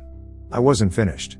I reminded him that he lied to me, telling me he was too sick to be there for me on one of the most important days of my life.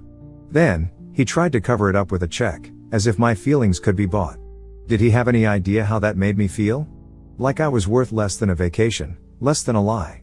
He looked away, his jaw tightening, but I could see the faintest glimmer of guilt in his eyes. For a moment, I thought he might apologize, but instead, he doubled down on his defense. He told me he didn't mean to hurt me, but I had to understand he was in a difficult position. Laura was putting pressure on him to prioritize her daughter. I cut him off, telling him this wasn't about Laura. This was about him. He made a choice. He chose her and her daughter over me, and he'd been doing it for years. He always chose everyone else, and I was always left behind. At some point, he needed to take responsibility for that. The words hung in the air, and for a long moment, he said nothing. I thought maybe he'd finally see the truth. But when he spoke again, his voice was defensive, as if he were the one wronged. He told me he'd always tried to do right by me. Maybe he made mistakes, but he was only human. I acted like he was some kind of villain, but he had done the best he could. I shook my head. His best wasn't good enough. If he couldn't see that, then maybe he wasn't ready to have this conversation. He stood up abruptly, his face flushed with frustration. He said he came here to make things right, but it seemed like I wasn't interested in hearing him out. I stood up too, my heart pounding, and told him I'd been hearing him out my entire life. All it had gotten me was disappointment. If he wanted to make things right, he had to start by being honest with himself. Until then, there was nothing more to say. He turned and left, slamming the door behind him. When Matt came home, I told him everything. He listened quietly, nodding, his expression a mixture of sympathy and barely contained anger. He said I'd done the right thing, and that setting boundaries was crucial, even if it hurt. His support meant everything to me at that moment. Update 3, the next day, my aunt called. She told me my father had gone to her house after leaving mine, unloading all his frustrations. He'd told her I was being unreasonable, holding a grudge, refusing to let him make amends. A fresh wave of anger hit me. It wasn't enough for him to hurt me, now he was trying to paint himself as the victim. That's when I made a decision. I needed to take control of the narrative. I posted on the family group about the fallout. My dad was furious when he found out, but at that point, I didn't care anymore. I was done letting him control this story. I laid it all out, every lie, every excuse, every broken promise. I told them about the wedding, the fake health issues, the photos, and the check. I explained how his actions had made me feel and why I had chosen to set boundaries. To my surprise, most of my relatives were supportive. They admitted they had seen how my father had been prioritizing his new family over me, and they agreed that his actions were hurtful. My father, of course, was livid. He accused me of trying to turn the family against him, of airing our private issues for everyone to see. But I stood firm. This wasn't about revenge. This was about accountability. He'd spent years avoiding it, but I was done enabling that. If he wanted to fix this, he needed to take a hard look at himself. In the days that followed, I received messages from relatives who previously didn't know about the situation expressing their support. Some even told me they'd confronted my father, urging him to make things right. Whether or not he would listen, I didn't know. But the burden was no longer mine to carry. Update 4, when I saw Laura's message, my blood boiled. The audacity. The complete lack of empathy. I stared at the screen, reading her words again and again, as though hoping they'd change. But no, it was just another attempt to paint my father as the victim. Another guilt trip, packaged in polite language. She was telling me I should be grateful for my father's attempts at reconciliation, as though his attempts to buy his way back into my life could somehow make up for years of abandonment and vacationing on my wedding. Matt could see the fury building in me, and he came over to read it too. He shook his head in disbelief. "This is insane. She's acting like your dad hasn't done anything wrong." I stood up. "She's just like him," I said, my voice cold. Another one of his replacements. That was it, the word that felt like it fit perfectly. Replacement. Laura wasn't just playing the role of the dutiful stepmother. She had become the perfect image of what my father wanted, someone who didn't challenge him, who never questioned his actions. A woman who just slotted herself into the role my mother once occupied, right alongside his new daughter. It made my stomach churn, the thought of her and her daughter trying to replace me, and anyone else who had dared to stand up for themselves. I sat back down, not able to shake the tightness in my chest. I had to respond, but it needed to be done carefully. I took a deep breath, my fingers hovering over the keys. And I typed, letting the truth spill out in every word. I started by calling her exactly what she was, a replacement. I told her that she had swooped in and tried to take my place, and that in doing so, she had stolen more than just my father's attention. She had stolen a chance at a real family for both of us. I reminded her that she wasn't even my father's first choice. He'd walked away from everything I had once known in favor of this new life. And now, she was part of the team that kept him from ever having to face the consequences of his actions. She hadn't just married my father, she had helped him destroy everything we used to have. I didn't hold back. I told her I had always been the one left in the dust while she was playing house with a man who had no interest in me. It wasn't even about her anymore, it was about the fact that she and my father had somehow managed to make me the villain for standing up for myself, for calling out lies. And that was something I could never forgive. Then, I went even further. I wasn't about to let her think she had any right to lecture me on what I should feel or how I should handle my father's actions. I told her, with absolute certainty, that she would never understand the pain I felt.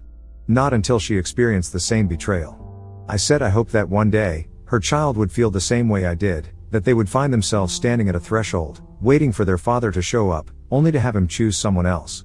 I wanted her to see how cold and indifferent that felt, to know what it was like to be replaced, and to understand what it really meant to have someone you trusted completely walk away from you without a second thought. I told her that only when it happened to her would she understand the magnitude of what my father had done to me, to us. And I meant every word. I wanted her to feel that pain, the same pain that had driven me to this point of no return. The message was long, but there was no hesitation in my heart as I hit send. I didn't care what she thought of me anymore. I had been patient, I had been understanding, and I had been hurt beyond measure. I wasn't about to allow anyone to rewrite this story or act as if I was the one in the wrong. Not now. Not ever again. Matt, having read the whole thing over my shoulder, nodded quietly. "Well, that should do it." I smiled thinly. "Good. She needs to know exactly where I stand." Update 5, I had made my decision. My father wasn't welcome in my life anymore. The conversation we'd had, the one where I told him I couldn't do this anymore, had been the final straw. Matt supported me every step of the way. Weeks passed, and the initial sting of my decision began to fade. I focused on the future, on building a life with Matt that didn't involve the emotional chaos my father had brought into it. He tried to call a few times, but I never picked up. He sent a few texts, but I ignored them. I wasn't interested in hearing anything he had to say anymore. It wasn't until 2 months later that I got a call that made my heart skip a beat. It was a number I didn't recognize. Hesitant, I answered. On the other end of the line was Carly, my father's stepdaughter, his second wife's daughter from her previous marriage. I hadn't spoken to Carly in years, and to be honest, I wasn't sure if I had any desire to talk to her either. But I couldn't ignore the desperation in her voice as she began speaking. She asked if I knew where her father was, and I could barely make out her words through the shakiness of her voice. She went on, her words broken, explaining how her dad had suddenly left a month ago. She hadn't heard from him, not really. He'd sent a couple of texts here and there, but nothing substantial. She was frantic, not knowing where he was or what had happened. Then she told me something I wasn't prepared for. This morning, her mother had received divorce papers. He hadn't even called, just sent the papers. I couldn't help myself. I let out a sharp, bitter laugh. The absurdity of it all just hit me. After everything, after years of excuses and hurt, he was doing this again. But this time, it wasn't me he was abandoning. It was Carly and her mother. And as much as I hated to admit it, a small part of me felt satisfaction. Maybe it was the dark humor in it, or maybe it was just the culmination of all the pain he'd caused finally coming full circle. Carly, of course, didn't understand. She heard me laugh and paused, a long silence stretching between us. She didn't know why I was laughing. She couldn't. But I couldn't stop myself from repeating the words my father had once told me. I told Carly maybe she should stop being so dramatic. I said it wasn't that big of a deal. It wasn't the first time he'd left, and it wouldn't be the last. I wasn't going to apologize for my feelings, not when he had hurt me the way he had. The silence on the line grew longer. Carly kept asking why he would do this, why he would leave without any explanation. I felt a strange, cold detachment as I listened to her, my mind hardening against the pity I might have once felt for her. I told her she should have seen it coming. It wasn't like this was the first time. He had always done this, left without warning, without care. It wasn't a surprise. It was his pattern. She tried to argue, but I wasn't interested in comforting her. She was just another victim of his. I told her that she'd spent enough time pretending to be his daughter. If anything, this was long overdue. He wasn't reliable. He never had been. I told her if she wanted answers, she shouldn't ask me. She should ask her mother. It wasn't my problem anymore. Carly didn't respond immediately. Her breathing was ragged, and I could hear her holding back sobs. But I didn't feel bad. I couldn't. I had been left too many times, abandoned and disappointed by him. Why should I care now? She had been his stepdaughter, not even his blood, and just like me, she had gotten the short end of the stick. I ended the call. There was nothing more to say.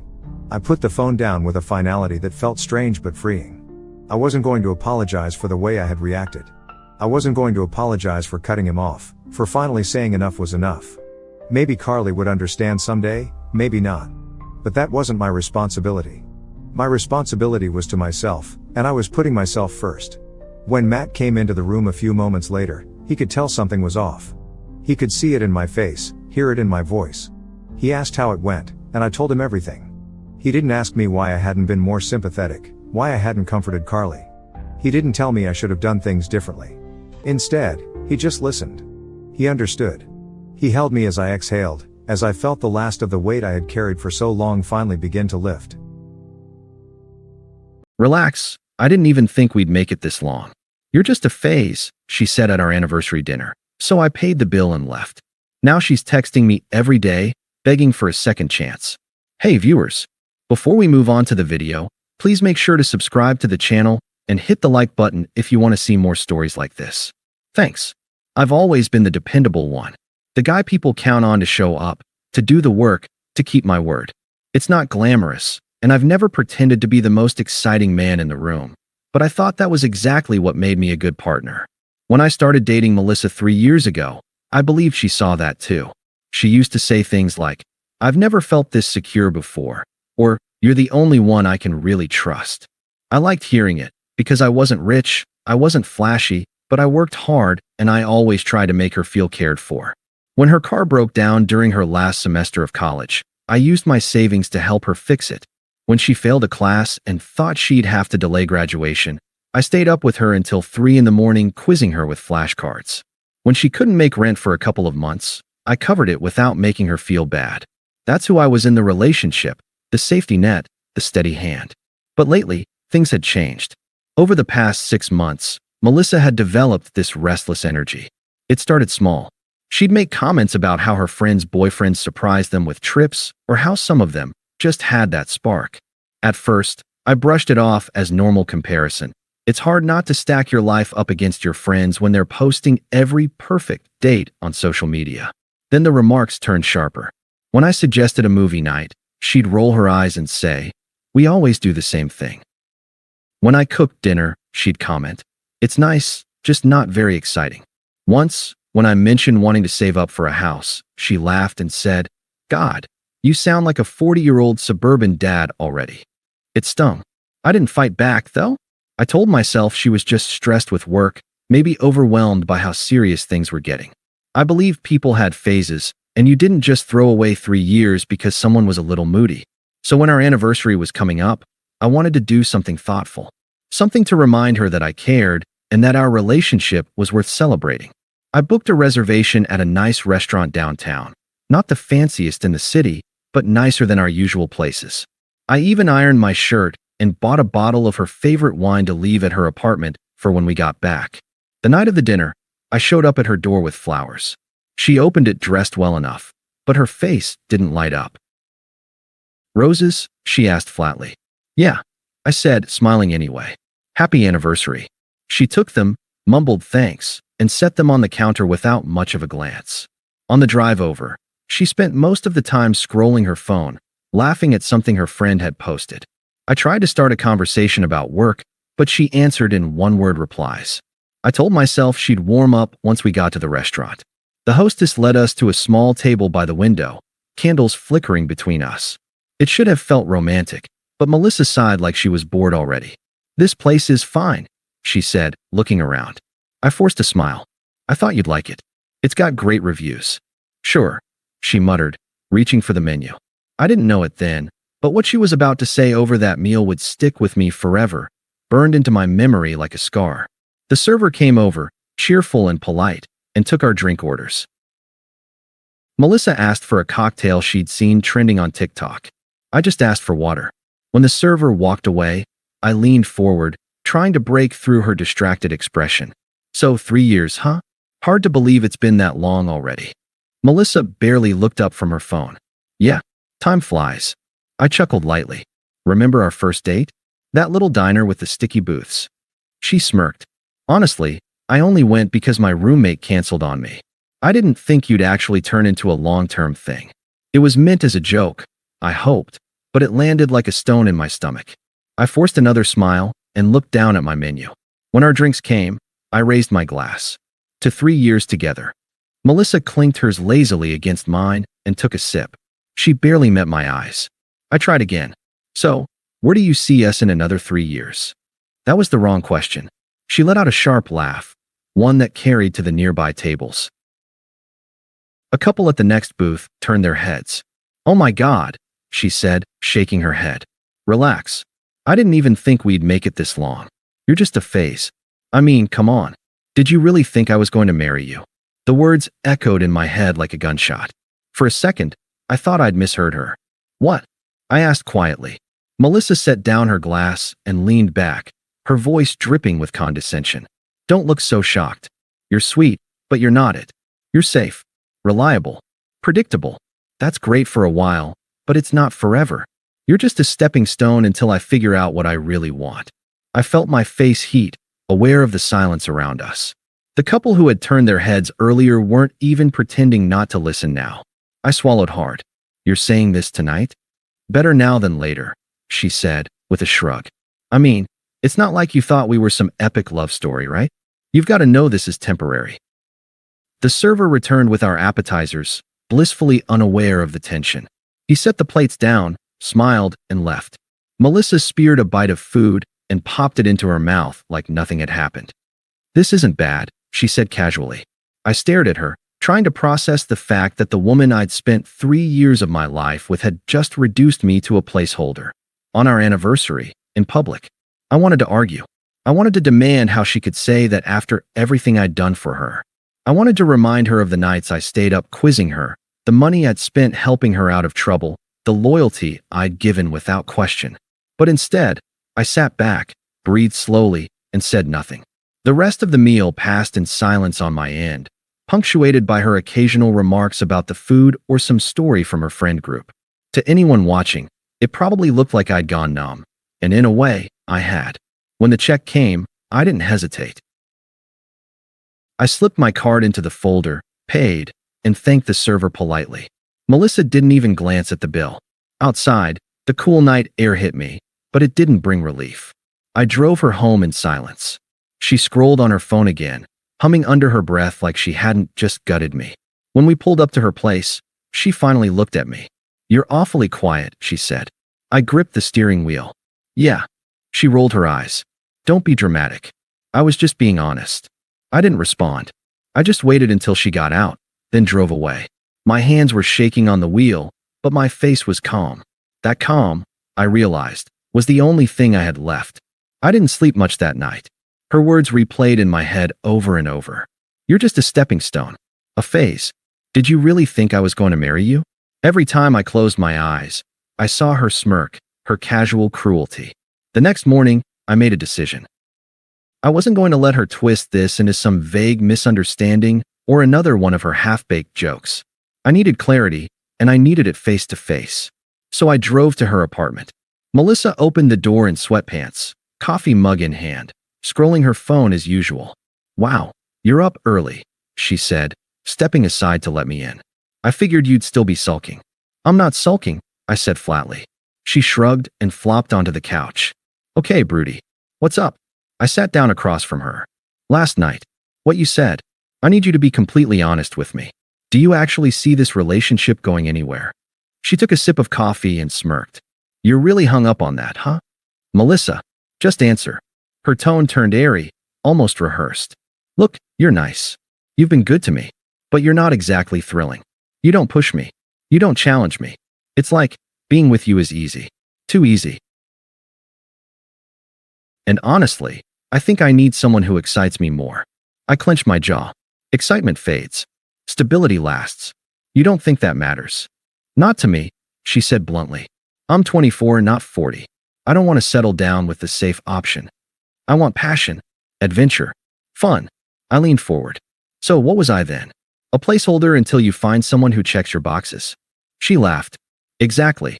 Finally, you get it." Something inside me snapped at the casual way she said it, like my 3 years of effort, love, and loyalty were nothing more than background noise in her life. I stared at her for a long moment. "Do you even realize how cruel that sounds?" Melissa rolled her eyes. "Oh, don't make it a big moral thing. It's just reality. You're a good guy, but good guys finish last. You should know that." "Good guys finish last," I repeated slowly. "So what? You wanted me to bankroll your life, keep you comfortable, while you held out for someone more exciting?" She didn't even flinch. "Pretty much." I sat back, stunned. She was actually saying it outright. "You know what the worst part is?" I said quietly. "I believed in us. I thought this was going somewhere. I thought we had something worth building." Melissa tilted her head like I was a child who didn't understand the rules of the game. "That's your mistake, not mine. I never promised you forever." "No," I said, "but you let me think it." For the first time, she looked slightly uncomfortable, but she masked it quickly with a smirk. "Don't be bitter. I mean, you'll find someone who loves how safe you are. Probably a nice teacher or nurse or whatever. That's your lane. Not me." I stood up.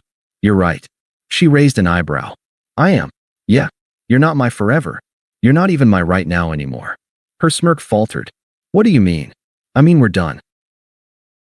I'm not going to sit around being your backup plan until someone better comes along." She set her coffee down a little too hard. "Oh, come on. Don't be dramatic. I was just being real with you." "No. You were being selfish. And I was stupid enough to put up with it." "Not anymore." Her tone shifted, sharper now. "So you're just going to throw away 3 years? Over one conversation?" I met her eyes, calm and steady. "No, Melissa. You threw it away. I'm just finally accepting it." She opened her mouth like she had more to say, but I didn't give her the chance. I walked out. For the first time in 3 years, I felt lighter. The first day after I left Melissa's apartment, I half expected a flood of texts. Instead, I got one. "Melissa, LOL, so you're really doing this? Over me being honest? Wild. Your loss." I didn't reply. The next morning, another one popped up. "Melissa, hey, just so you know, I'm totally fine. I've already got plans tonight with some friends. Don't stress about me." Winking faced. Fake confidence. Classic. She wanted me to believe she was moving on effortlessly, that I was the clingy one for taking her at her word. I muted her number and tried to focus on work, but she didn't let up. A few days later, "Melissa, so, funny story. Remember that guy I mentioned once, Jason? We've been hanging out. He actually gets me. He's not afraid of life like you." That one stung, but I let it sit there unread. I knew what she was doing, dangling the idea of a replacement, trying to provoke jealousy. When I didn't bite, the tone shifted again. "Melissa, can we talk? Seriously, I think I came off harsher than I meant. I didn't mean to make it sound like you were nothing. You know I care about you." Still, I stayed silent. 2 days later, I came home to find a handwritten note slipped under my door. "I miss you. I miss us. Don't let one stupid fight ruin everything. You're the only guy who ever really treated me right. Please call me." I sat there staring at it, and for a split second, I almost felt bad. Almost. But then I remembered her voice in that kitchen, laughing while she told me I was just a stepping stone. The mask was cracking now. That night, I got a barrage of messages. Melissa, why are you ignoring me? Melissa, after everything I did for you, you can't even talk to me. Melissa, wow, you're pathetic. I should have expected this from someone who can't handle a real woman. It was like watching her cycle through every stage of desperation in real time: smug, needy, pleading, angry. I stayed silent. The final straw came a week later when she showed up outside my work. I was walking out to my car when I heard her voice. Ethan. I turned. She was standing there in sunglasses, arms crossed like she was starring in her own soap opera. We need to talk, she said. No, we don't. She stepped closer. So that's it. 3 years, and you're just done. Melissa, I said calmly. You were done long before I walked out. Her jaw clenched. I didn't mean it the way it came out, okay? You're twisting my words. You know I love you. I shook my head. No, you loved having me around. There's a difference. She frowned, her voice sharpening. You think you're too good for me now? You'll come crawling back. Guys like you always do. I unlocked my car and got in. Goodbye, Melissa. I drove away, watching her shrink in the rearview mirror, her face twisted in a mix of anger and disbelief. That was the moment I realized she wasn't in control anymore. Silence followed after that parking lot scene. For the first time in weeks, my phone was blissfully still. But Melissa couldn't stay quiet forever. 2 weeks later, mutual friends started dropping hints. My buddy Lucas casually mentioned over beers, "Hey, did you hear Melissa's thing with Jason already blew up?" I kept my face neutral. Oh, yeah, apparently he's seeing like 3 other girls at the same time. She caught him messaging one of them while they were out together. Total meltdown. I nodded, sipping my drink. Not my problem. Lucas grinned. Damn, you're ice cold. Maybe. But I wasn't about to give her the satisfaction of knowing I cared. After that, the cracks spread quickly. I heard from another friend that Melissa had been venting online, posting cryptic quotes about betrayal and fake men. A week later, she showed up at a mutual friend's party alone, trying way too hard to look carefree. People noticed. People talked. Her image, carefree, in control, untouchable, was unraveling. And right on cue, the messages started again. Melissa, I made a mistake. You're the only one who ever truly cared about me. Melissa, Jason was trash compared to you. He never treated me like you did. Melissa, can we please talk? Just dinner, no pressure. I just want to see you. I didn't respond. A few days later, another note appeared under my door. This one wasn't confident or polished. It was messy, written in rushed handwriting. I don't know what I was thinking. You're the only real man I've ever been with. Everyone else just uses me. Please don't shut me out. I'll do better. I'll be better. I tossed it in the trash without a second thought. But Melissa wasn't done. The following weekend, she ambushed me again, this time outside a cafe where she knew I grabbed coffee every Saturday morning. She looked thinner, worn out, eyes a little too red like she hadn't been sleeping. Ethan, she said, stepping into my path. Please, just listen to me. I sighed. Melissa, no, let me say this. Her voice cracked slightly. I know I messed up. I know I said things I shouldn't have. I was stupid, okay? I thought I wanted excitement, but all I got was chaos.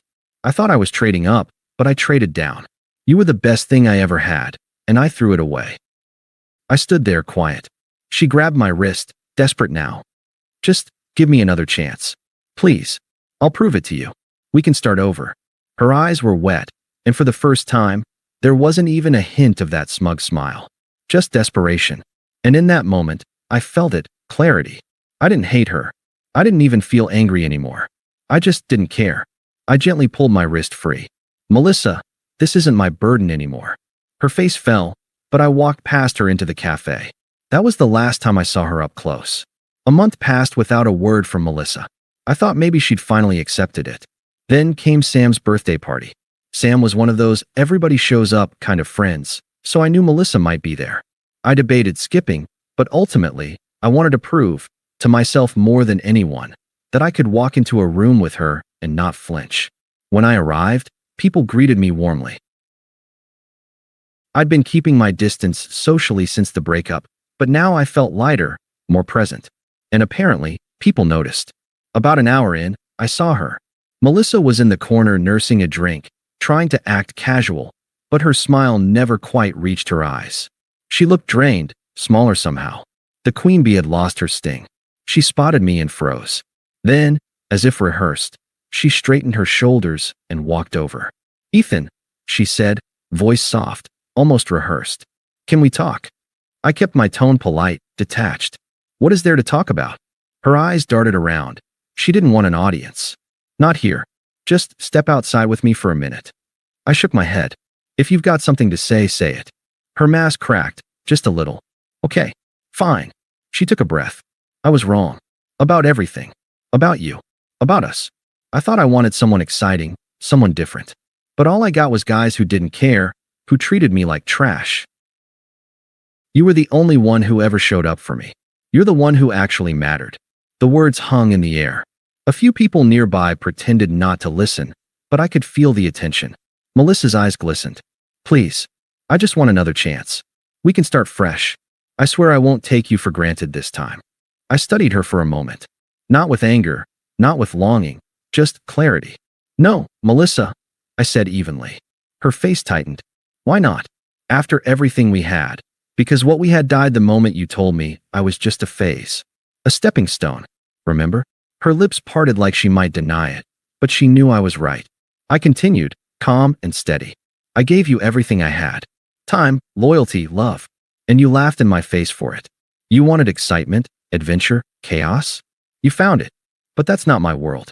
Not anymore." Tears welled in her eyes. "So that's it. You're just done." I gave a small, polite smile. "I've been done. I just didn't realize how much until now." For the final time, I turned away. The conversation was over. I spent the rest of the night laughing with friends, actually enjoying myself. Melissa lingered on the edge of the crowd, but nobody rushed to her side anymore. She wasn't the center of attention. She was just there, background noise. And for the first time since that disastrous anniversary, I felt free. Melissa wasn't my burden anymore. She wasn't even my memory. She was just someone I used to know. Thanks for watching. Make sure to subscribe to the channel and hit the like button. What do you think about this story? Share it in the comments. My wife said, "I'm taking separate vacations from now on. You're boring." I said, "Enjoy yourself." While she was in Cancun, I renovated the house and changed all the locks. The video I sent her of the movers was just the beginning. Original post: I, 48 male, been married to Veronica, 44, for 16 years. 2 kids, both in college now. Thought we had a solid marriage. Not perfect, but solid. Until 3 months ago when she drops this bomb during dinner.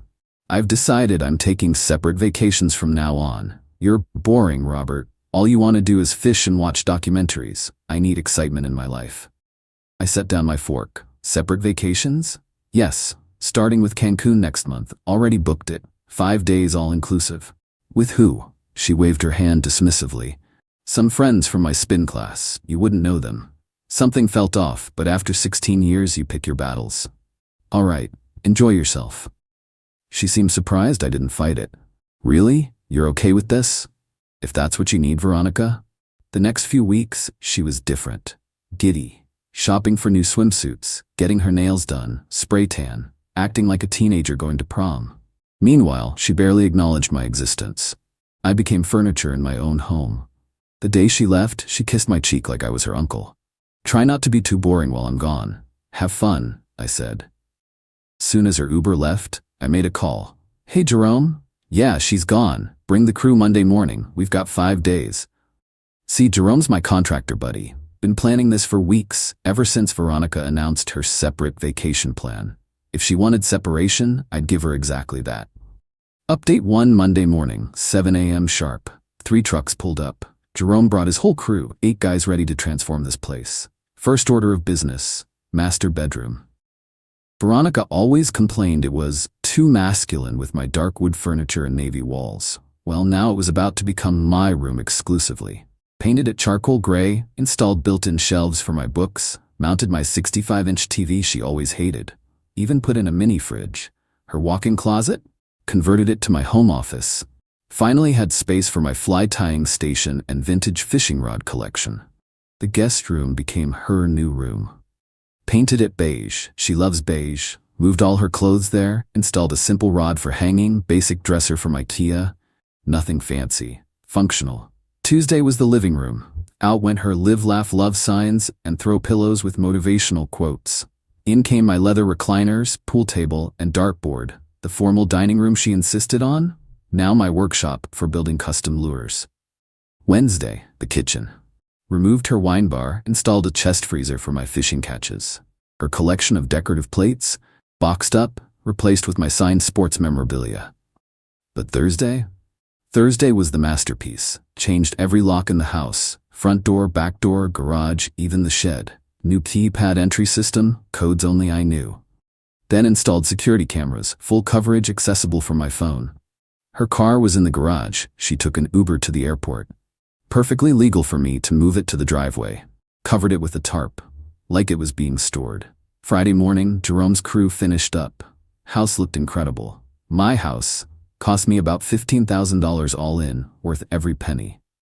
That afternoon, I recorded a video walkthrough. Started with the new master bedroom. Hey Veronica, welcome to the new and improved Robertson residence. Since you wanted separation, I figured we should start at home. This is my room now. Toured the whole place, explaining each change matter-of-factly. Saved the best for last, her new room. And here's your space. Got you a nice twin bed, should be comfortable enough. Oh, and you'll need to ring the doorbell when you get home. Change the locks for security. Separate lives need separate access, right? Sent it to her WhatsApp, then turned off my phone and went fishing. When I got home that evening, had 73 missed calls. Didn't check them. Opened a beer, watched a documentary about World War II submarines. Perfect evening. Update 2 Saturday morning. She was supposed to land at 11 a.m. I got up early, made coffee, sat on the porch with my laptop. The security camera feed was gold. 11:47 a.m., an Uber pulls up. Veronica gets out, tanned and furious. Storms up to the front door. Tries her key. Nothing. Tries again. Jiggles the handle. Starts pounding. Robert, open this door right now. I walk over, talk through the new intercom system. Hey Veronica, how was Cancun? What did you do to my house? Our house. And I renovated it. You said you wanted separate lives, so I separated our living spaces. Open this door immediately. What's the magic word? I'm calling the police. Go ahead. It's my house too. I'm allowed to renovate and change locks. You're not locked out, just need to ring the doorbell like any other visitor. She actually called 911. I watched her pace the driveway on camera, ranting into her phone. 20 minutes later, a patrol car showed up.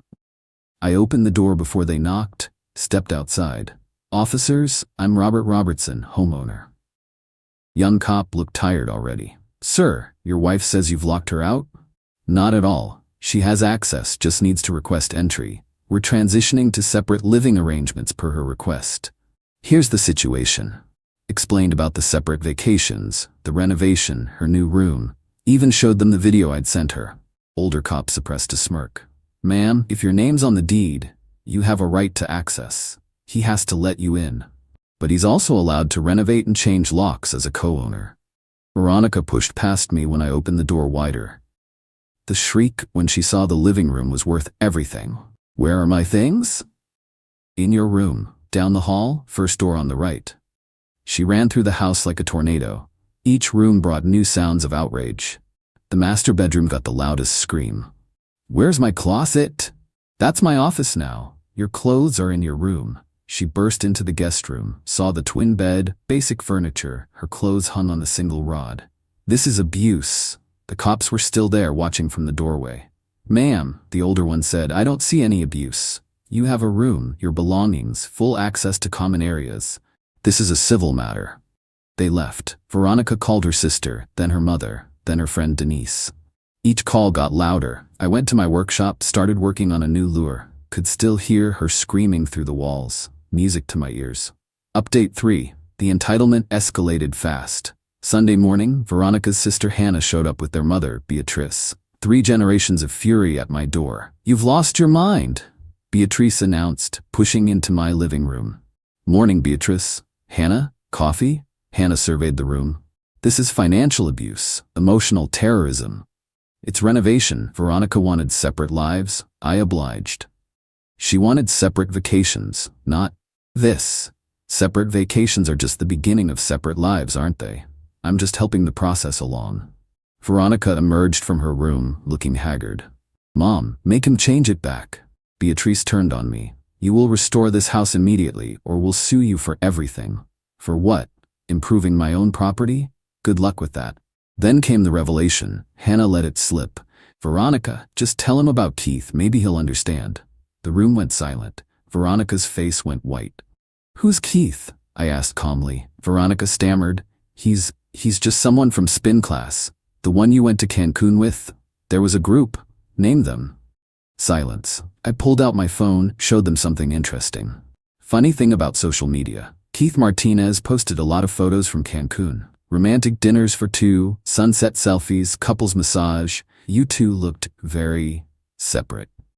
See, I'd done my homework weeks ago. Keith wasn't hard to find. Divorced personal trainer, 10 years younger than Veronica, lots of shirtless gym selfies.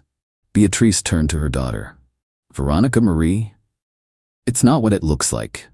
It looks like adultery, I said, which in our state affects divorce settlements, especially with this much evidence. Hannah tried to recover. You still can't just steal her bedroom. I didn't steal anything. She has a bedroom, just not the master. Masters make decisions. She decided on separation. Monday, Veronica tried a new approach. Came to me all soft and apologetic. Robert, I made a mistake. Can we talk? Sure. What about? I want to work on us. Maybe counseling. With Keith? I'll end it with Keith. Already ended, actually. He texted you while you were sleeping. I saw it pop up on your phone on the kitchen counter. Something about your husband seems psycho, and this isn't worth the drama. Guess he saw the security footage I posted of you trying to break in. You posted that? My Facebook.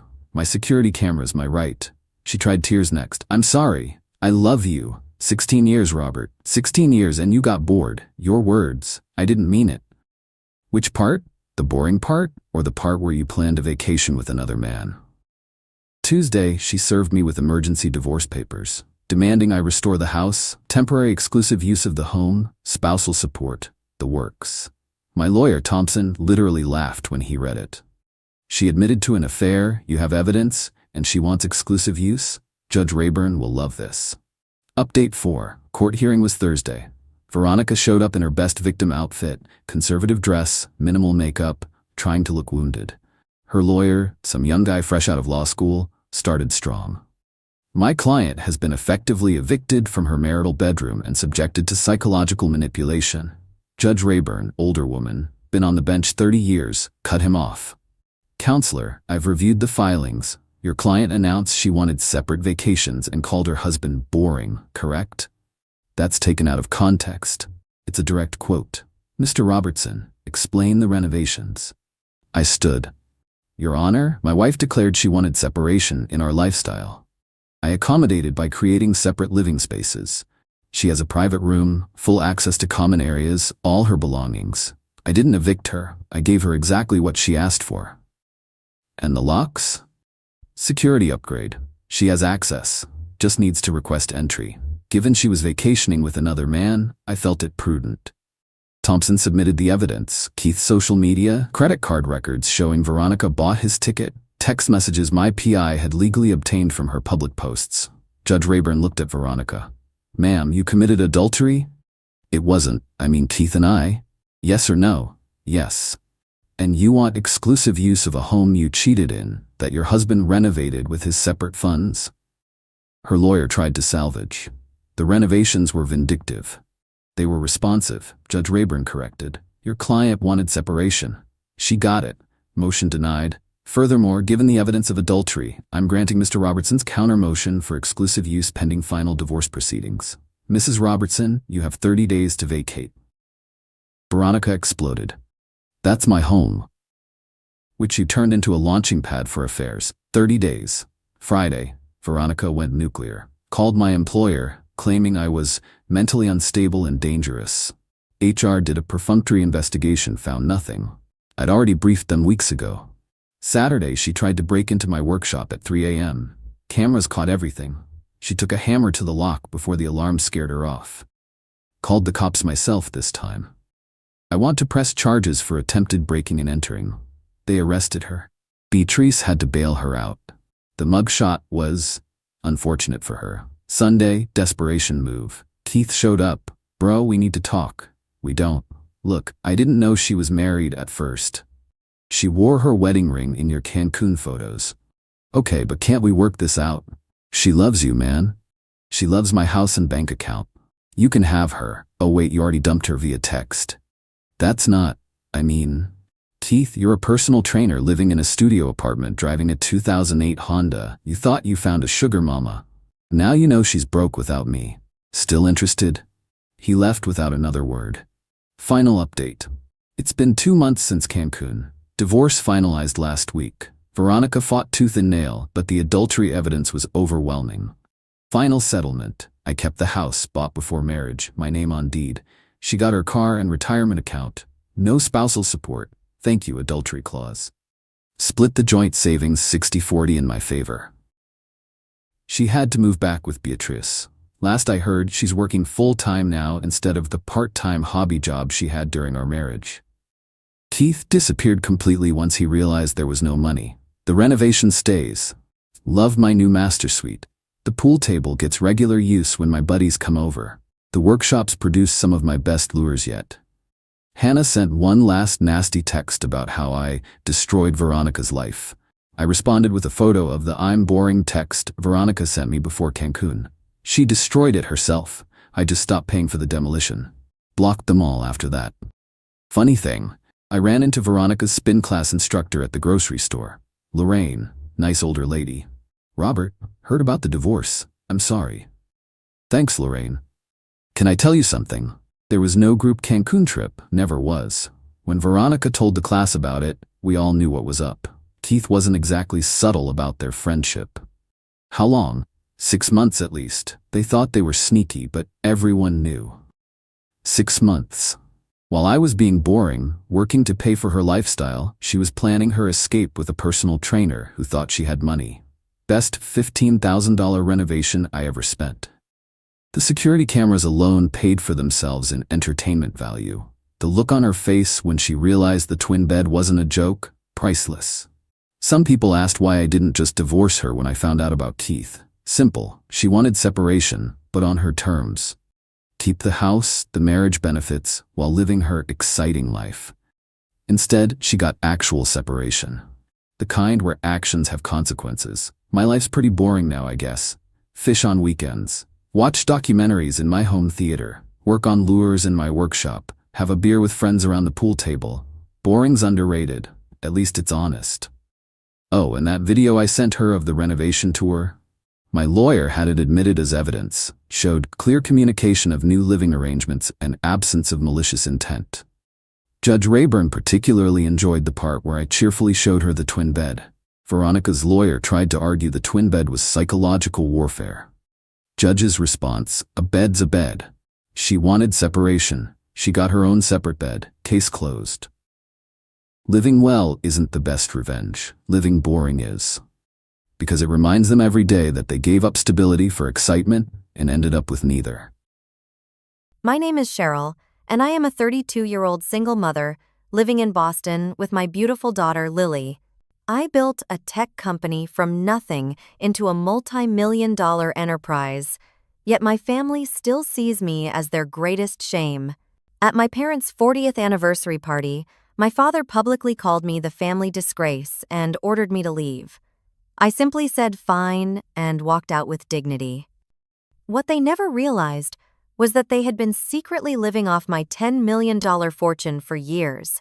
If you have ever dealt with family members who only valued you for what you could provide, drop a comment below letting me know where you are watching from, hit that like button, and subscribe to join our community of survivors who turned pain into power. I grew up in a seemingly perfect middle-class family in suburban Massachusetts.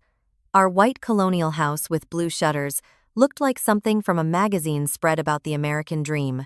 My father James worked as a bank manager, and my mother Margaret was a part-time elementary school teacher who prioritized being home when my younger brother Thomas and I returned from school. From the outside, everything appeared idyllic. Inside those walls, however, lived a family with rigid expectations and conditional love. My parents valued tradition appearances and following their specific vision of success. Dad ruled our household with an iron will disguised as fatherly guidance. Mom never contradicted him, preferring peace over confrontation. She would give me sympathetic looks when he criticized my choices, but never actually stood up for me. School came naturally to me. I excelled in math and science, earning straight A's, while participating in chess club and computer programming competitions. By junior high, I was writing simple software programs that impressed my teachers. My parents celebrated my academic achievements, but always with qualifiers. "If only you would put that much effort into your appearance," my mother would sigh when I received academic awards. "Computers are fine for now, but you need to focus on finding a suitable husband in college," my father would remind me regularly. Meanwhile, my younger brother Thomas struggled academically, but excelled at football and making friends. He was charming, conventionally attractive, and embodied everything my parents valued. When he barely passed classes, they hired tutors. When he got into trouble for pranks, they called it boys being boys. The double standard was impossible to miss. "Thomas is carrying on the family name," Dad would say whenever I pointed out the unfairness. "His path is different from yours." Despite their clear favoritism, I persisted in following my passion for technology. I earned a full scholarship to MIT, making my parents reluctantly proud. They boasted to their friends about my academic achievements while privately urging me to join sororities and meet suitable young men. During my sophomore year, I met Jack Williamson in an advanced computer science class. He was brilliant, charismatic, and shared my vision of how technology could transform industries. For the first time, I felt truly understood. Our relationship progressed, quickly built on shared dreams and intellectual connection. When I brought Jack home during winter break, my parents were immediately cold toward him. His creative approach to life, artist parents, and lack of interest in traditional finance careers made him unsuitable in their eyes. "He has no prospects," my father declared after Jack left. "You can do better." I ignored their disapproval, diving deeper into my relationship with Jack while simultaneously excelling in my studies. We spent endless nights coding together, developing ideas that seemed revolutionary. By senior year, we were inseparable and making plans for a startup after graduation. Then I discovered I was pregnant. The birth control had failed, and suddenly our carefully planned future was thrown into chaos. Jack's initial shock transformed into panic, and finally abandonment. His final words still ring in my ears. "I can't be a father right now. My career is just starting. You should take care of this situation." When I told my parents, their reaction was explosive. They demanded I marry Jack immediately. When I explained he had left, they pivoted to their backup position: adoption. "You will not throw away your future for this mistake," my father said, his voice deadly calm. "There are nice families who can give this child what you cannot." "Think of your reputation," my mother added. "A single mother. You will never find a proper husband after that." Their certainty that I would fail as a single mother only strengthened my resolve. I had always followed their rules, sought their approval, and tried to balance my dreams with their expectations. But this was different. This was my child. I made my decision. "I am keeping this baby," I told them firmly. "With or without your support." My father's face turned scarlet. "Then you are no longer our daughter. Get your things and get out." My mother cried but said nothing to stop him. Thomas looked uncomfortable but remained silent. Within an hour, I was packing my belongings into my used Honda Civic, pregnant and alone at 22. I moved into a tiny studio apartment near campus, took extra programming jobs, and arranged my final semester to accommodate my pregnancy. Against all odds, I gave birth to Lily in May and graduated with honors 2 weeks later, carrying my newborn daughter across the stage as I accepted my diploma.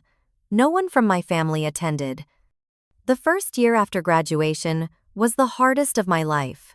I found an entry-level programming job at a small software company that offered flexible hours and basic health insurance.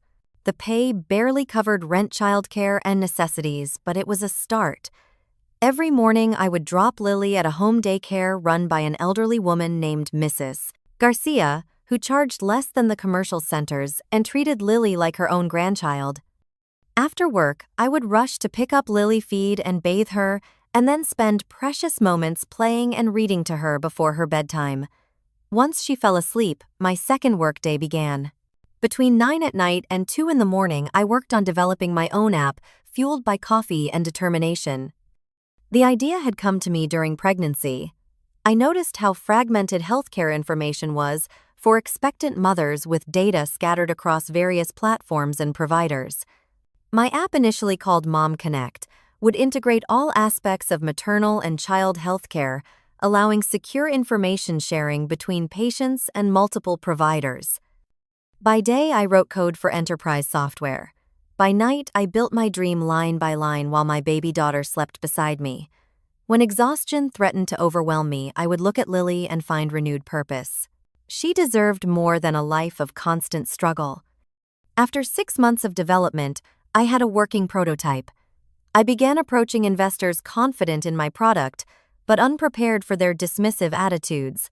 One venture capitalist actually laughed when I mentioned being a single mother. "How can you possibly run a startup and raise a child alone?" he asked, not bothering to hide his skepticism. "Come back when you have a co-founder with business experience, preferably male." Rejection after rejection piled up. My savings dwindled. I was about to give up when I met Linda Saunders, a former healthcare executive turned investor who specialized in medical technology. Unlike other investors, she focused entirely on my product, asking insightful questions about functionality and scalability. At the end of our meeting, she asked to see my daughter. "Bring her to our next meeting," Linda said. "I want to meet the inspiration behind this innovation." 2 weeks later, with 18-month-old Lily babbling in her lap, Linda offered me $500,000 in seed funding for 30% equity in my company, which I had renamed Next Gen Tech. It was a tough deal, but it came with mentorship and connections that proved invaluable. With funding secured, I hired 2 developers and a healthcare consultant. We refined the product, secured partnerships with 3 local hospitals for beta testing, and launched 6 months later. The response exceeded our wildest expectations. Within a year, we were in 30 hospitals across New England. By the time Lily turned 5, Next Gen Tech had expanded to include comprehensive healthcare management systems for patients with chronic conditions.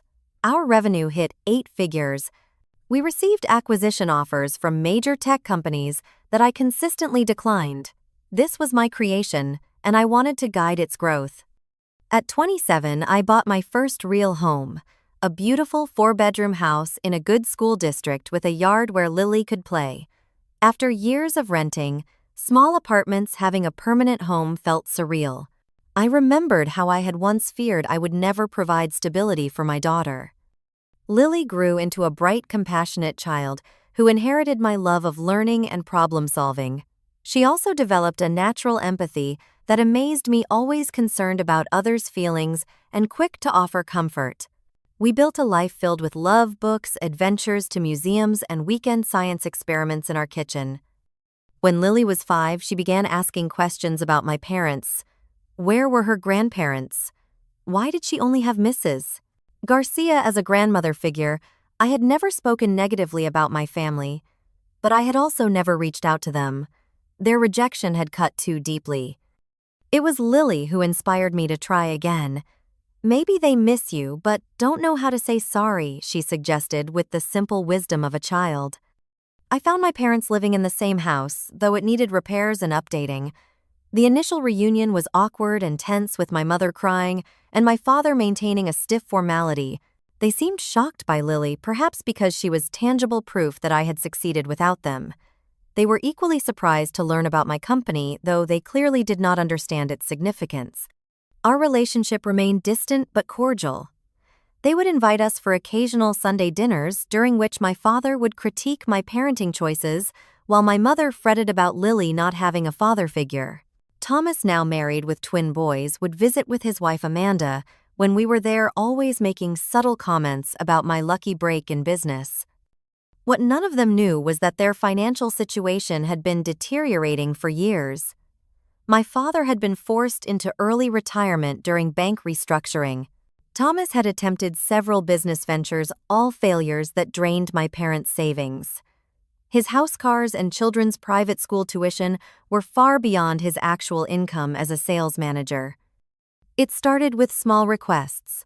My mother called asking if I could help with Thomas's son's school tuition just for a semester while he got back on his feet. Then came my father's medical bills not covered by insurance. Then repairs for their aging home. Each time they framed it as a temporary loan. I agreed each time, setting up transfers that they promised to repay when things improved. They never did, and no repayment ever came. I never mentioned the money, viewing it as a way to finally contribute to a family that had given me little emotional support.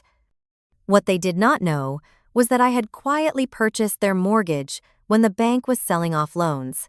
I had created trust funds for Thomas's children. I had paid off my parents' medical debts entirely, rather than just helping as they thought. In total, over 7 years, I had provided nearly $10 million to support my family, all without their knowledge of the full extent. I did this not out of obligation, but because I believed family supported each other. Despite our troubled history, I wanted to be the bigger person. I wanted Lily to see that generosity and forgiveness were strengths, not weaknesses. What I failed to see was that my silent support enabled them to continue viewing me as the family charity case, even as they depended entirely on my success. The invitation to my parents' 40th wedding anniversary celebration arrived embossed on cream cardstock, clearly expensive. My mother called to follow up, her voice overly cheerful.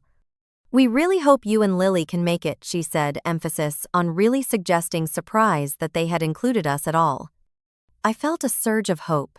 Perhaps after 7 years of tentative reconnection, this represented a true turning point. Maybe they were finally ready to fully accept me and Lily into the family. "We would love to come," I replied, already planning our outfits. "Is there anything special you would like as a gift?" My mother hesitated. "Just your presence, dear.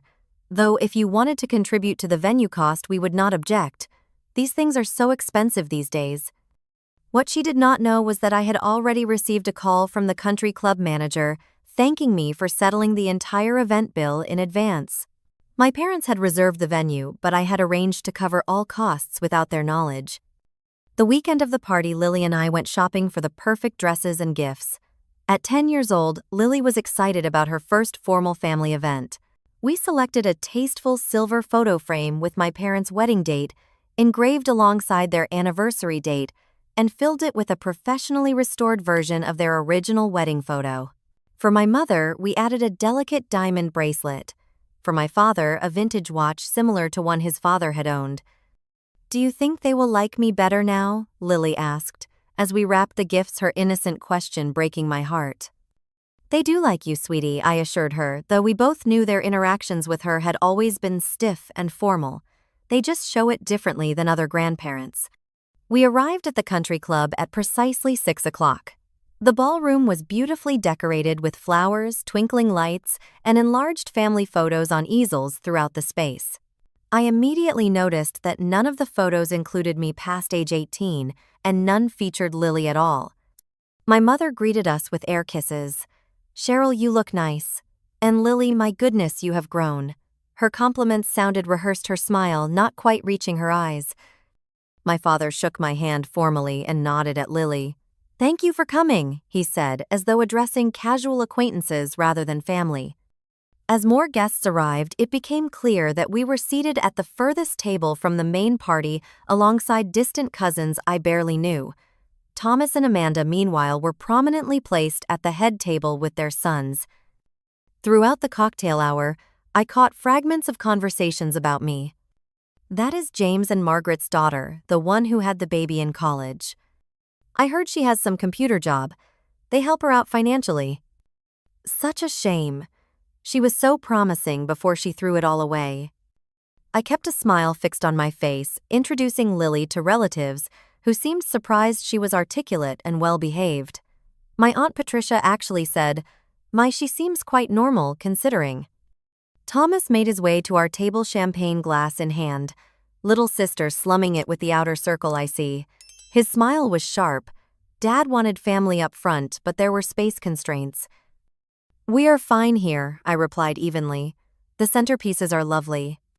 They should be for what they cost, he said, his eyes narrowing. Speaking of money, Amanda and I are looking at vacation properties in Aspen. Any investment tips from the tech world? Before I could answer, Lily spotted a photo display and walked over to examine it. Mom, she called confused. Why are there no pictures with you and me? Thomas smirked. Family photos, kid. Real family. I felt heat rise in my face but maintained my composure. Let us get some air, Lily, I said, leading her toward the terrace. As dinner began, my father rose to give a toast. He spoke eloquently about his 40 years with my mother, their dedication to family values, and their pride in their legacy. He thanked each family member by name for their support and contributions to their lives, from his brother, who loaned him money for his first house, to Thomas, who carried on the family traditions with honor. My name never passed his lips. It was as if I did not exist, despite my financial contributions that had literally made this evening possible.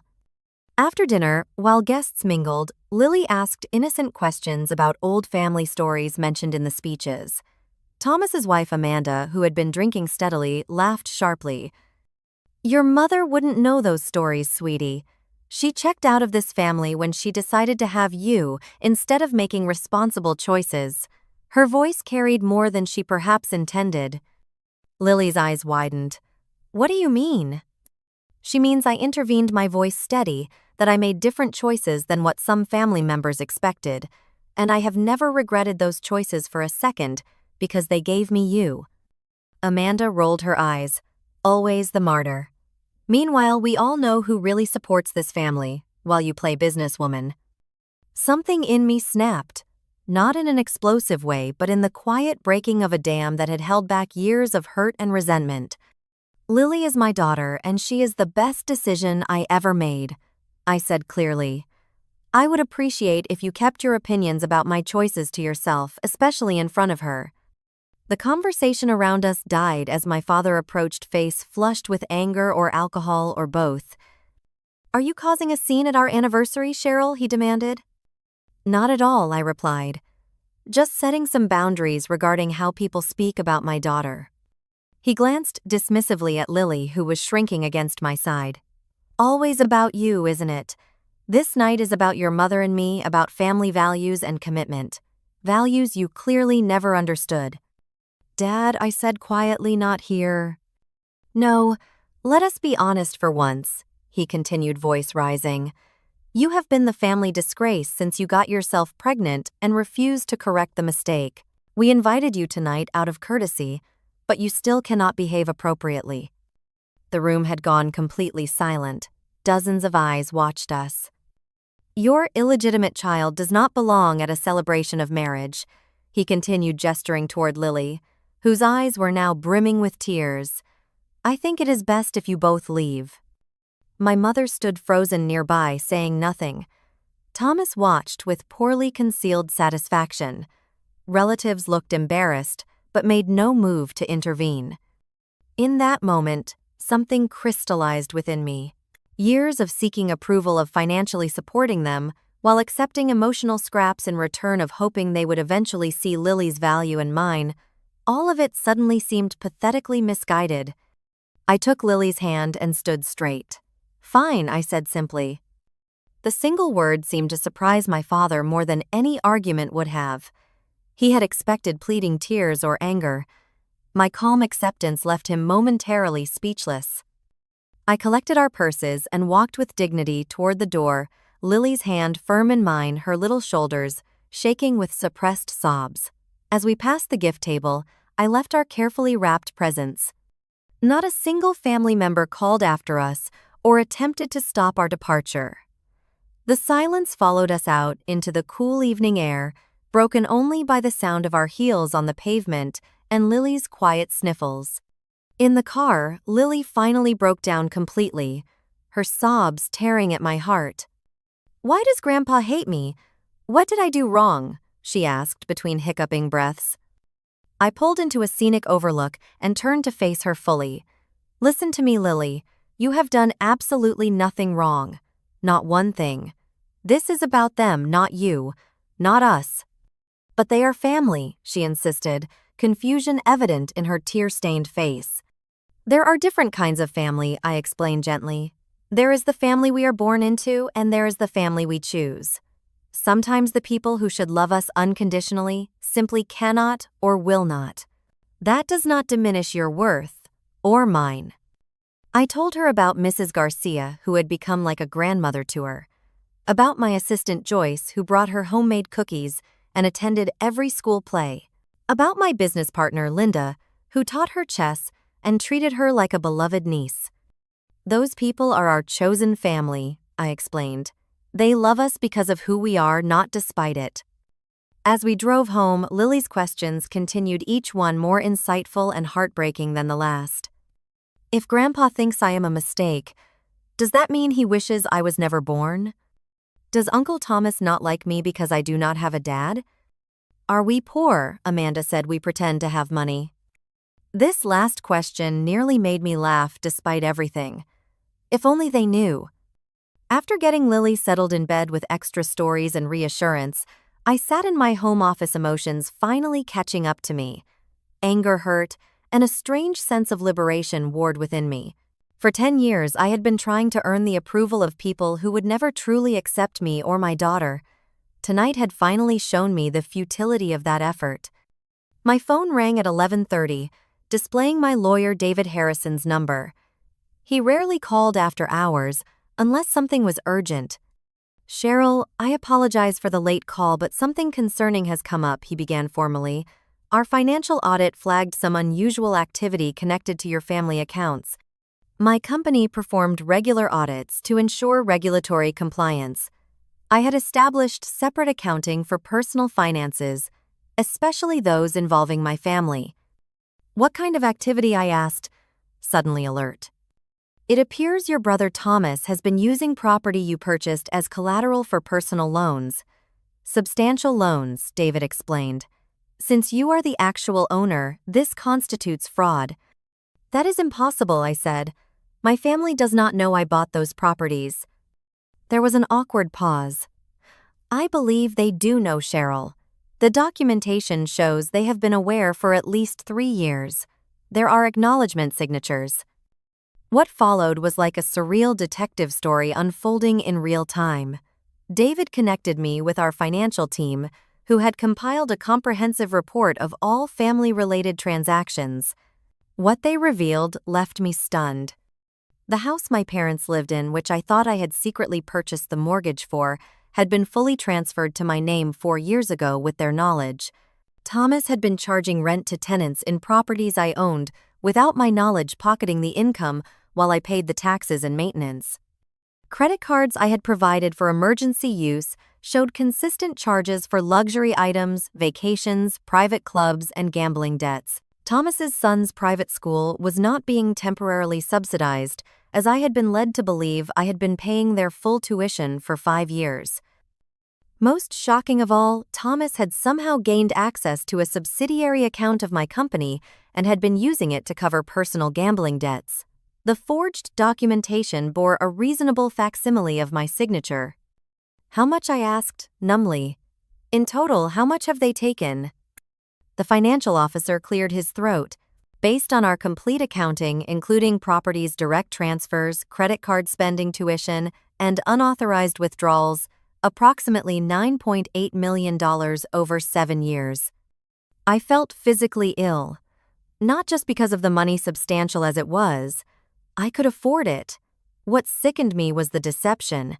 While treating me and my daughter as embarrassing afterthoughts, they had been systematically exploiting my success. Were they ever going to tell me? I asked, already knowing the answer. The documentation we have recovered includes emails between your father and brother discussing how to, quote, keep Cheryl paying without her realizing the extent, end quote. They were quite explicit about never intending to repay anything. I thanked the team, asked them to compile all evidence, and sat in silence after hanging up.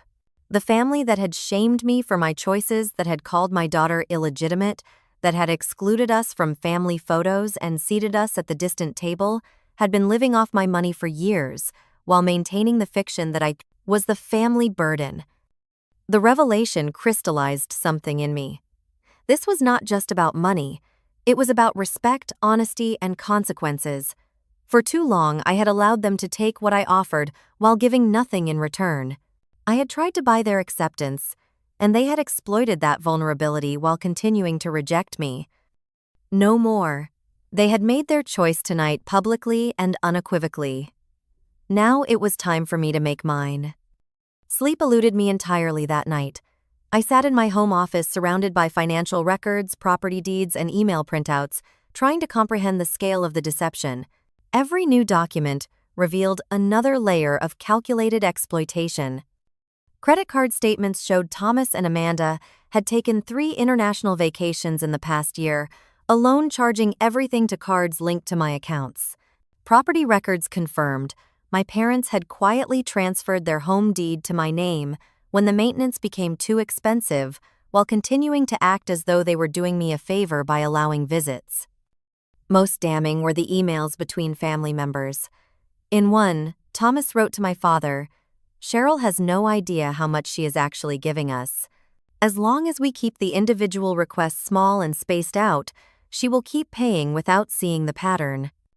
My father had responded, "She owes us this much at least after the embarrassment she caused. Just make sure she never sees the total." By dawn, my shock had hardened into resolve. I called Linda, my business partner and mentor, and explained the situation. She arrived at my home by 7, bringing her personal attorney who specialized in financial fraud. "I am so sorry," Linda said, hugging me tightly, "but I am not entirely surprised. You have been too generous with people who never appreciated it." By 8, we had assembled a team: my corporate lawyers, forensic accountants, financial advisors, and security consultants. The plan took shape with cold efficiency.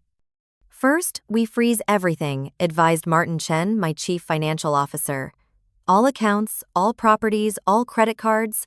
Nothing moves without your explicit authorization."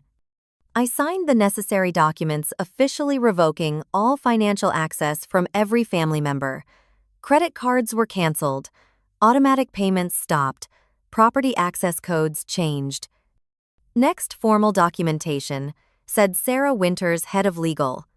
"We need to establish that these were never gifts but loans, with clear expectation of repayment." Legal notices were drafted detailing every dollar provided with market rate interest retroactively applied.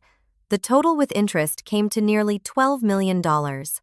Demand letters for full repayment were prepared, along with options for structured payment plans that would essentially require my parents and Thomas to liquidate nearly everything they owned. "We should also address the fraud," advised the security consultant. "The forged signatures on company documents constitute criminal activity." I hesitated only briefly before nodding. "Prepare the police reports. File them if necessary, but hold until I give the word." By midday, we had established a complete tactical approach. Properties would remain in my name with formal lease agreements presented for any family members who wished to continue occupying them. All loans would be officially documented with strict repayment terms. Any further financial support would require transparent accounting and oversight. As we finalized the plans, my phone began buzzing with notifications. It had started. First came a text from Thomas: "Card declined at restaurant. System error, need you to fix as soon as possible." Then from my mother: "ATM says, insufficient funds. Is something wrong with the bank?" My father called 3 times, leaving increasingly agitated voicemails about accounts being inaccessible. I instructed my assistant to tell any family members who called that I was in meetings all day and would address their concerns that evening. While the team continued working, I took time to talk with Lily. She would inevitably be affected by the family fallout, and I wanted her prepared. "Remember how we talked about chosen family versus birth family?" I began gently. She nodded, still subdued from the previous night's events. "Well, I have discovered that Grandpa and Grandma and Uncle Thomas have not been honest with me about some important things. I need to have a serious conversation with them today." "Are they in trouble?" she asked perceptively. "They made choices that have consequences," I explained. "And now, they need to take responsibility for those choices. Like when I broke your vase and had to use my allowance to help buy a new one. I smiled at her simple but accurate comparison. Exactly like that, but on a much bigger scale. We arranged for her to have a sleepover at her best friend Emma's house. Emma's parents, who had become part of our chosen family over years of shared school activities, were happy to have her and understood we were dealing with a family situation. By late afternoon, my phone was ringing constantly. The messages had shifted from confusion to anger. "Whatever game you are playing needs to stop now," my father's latest voicemail demanded. "Fix the accounts immediately, or there will be serious consequences." Thomas was more explicit. "What the hell are you doing? We have payments due. Fix this, or I am coming over there." I remained calm, reviewing final preparations with my team. Security cameras around my home were checked and enhanced. The legal documents were finalized. Police were notified that we would be serving legal papers that might result in a volatile reaction. At 5 o'clock, exactly 6 hours after being thrown out of the anniversary party, I gave the signal to proceed. 5 members of my legal team departed for my parents' home in 3 cars. 6 police officers in 2 patrol cars and an air unit were dispatched to provide security during the confrontation. I followed 15 minutes later, mentally preparing for the most difficult conversation of my life. The stage was set for a reckoning that had been years in the making. After a decade of silent support and search for approval, I was finally ready to stand in my truth and demand the respect I had earned. Not just for me, but for Lily, who deserved to see her mother claim her dignity. When I arrived at my parents' colonial house, the scene looked like something from a police drama. 2 patrol cars were parked at the curb, lights silently flashing. The police air unit hovered at a distance, monitoring the situation. My lawyer's vehicles lined the driveway. Neighbors peeked from windows and porches, undoubtedly wondering what crime had occurred in their peaceful suburban neighborhood. In a way, one had, though not the kind they might imagine. Officer Reynolds, the police supervisor, approached my car as I parked across the street. "Miss Thompson, we have secured the premises. Your legal team is inside. The occupants are agitated but compliant. No signs of physical danger, but we will remain present as requested." I thanked him and walked up the familiar path to the front door. The house I had secretly paid for over the past 7 years. The home I had been thrown out of at 22 and again just last night. Inside, the atmosphere crackled with tension. My parents sat rigidly on their sofa, faces pale. Thomas paced by the fireplace, his expression thunderous. His wife Amanda perched on an armchair, nervously twisting her diamond wedding ring, the one I later learned had also been purchased using my money. My legal team stood professionally arranged around the room. Sarah Winters, my chief counsel, nodded as I entered. "What is the meaning of this?" my father demanded, immediately rising to his feet. Despite his indignation, I noted the uncertainty in his eyes.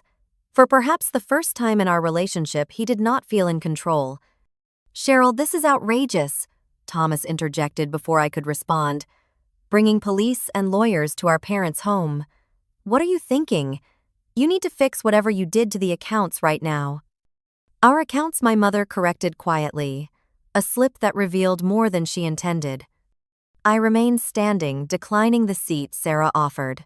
"I am here because a complete financial audit has revealed some concerning information that we need to discuss."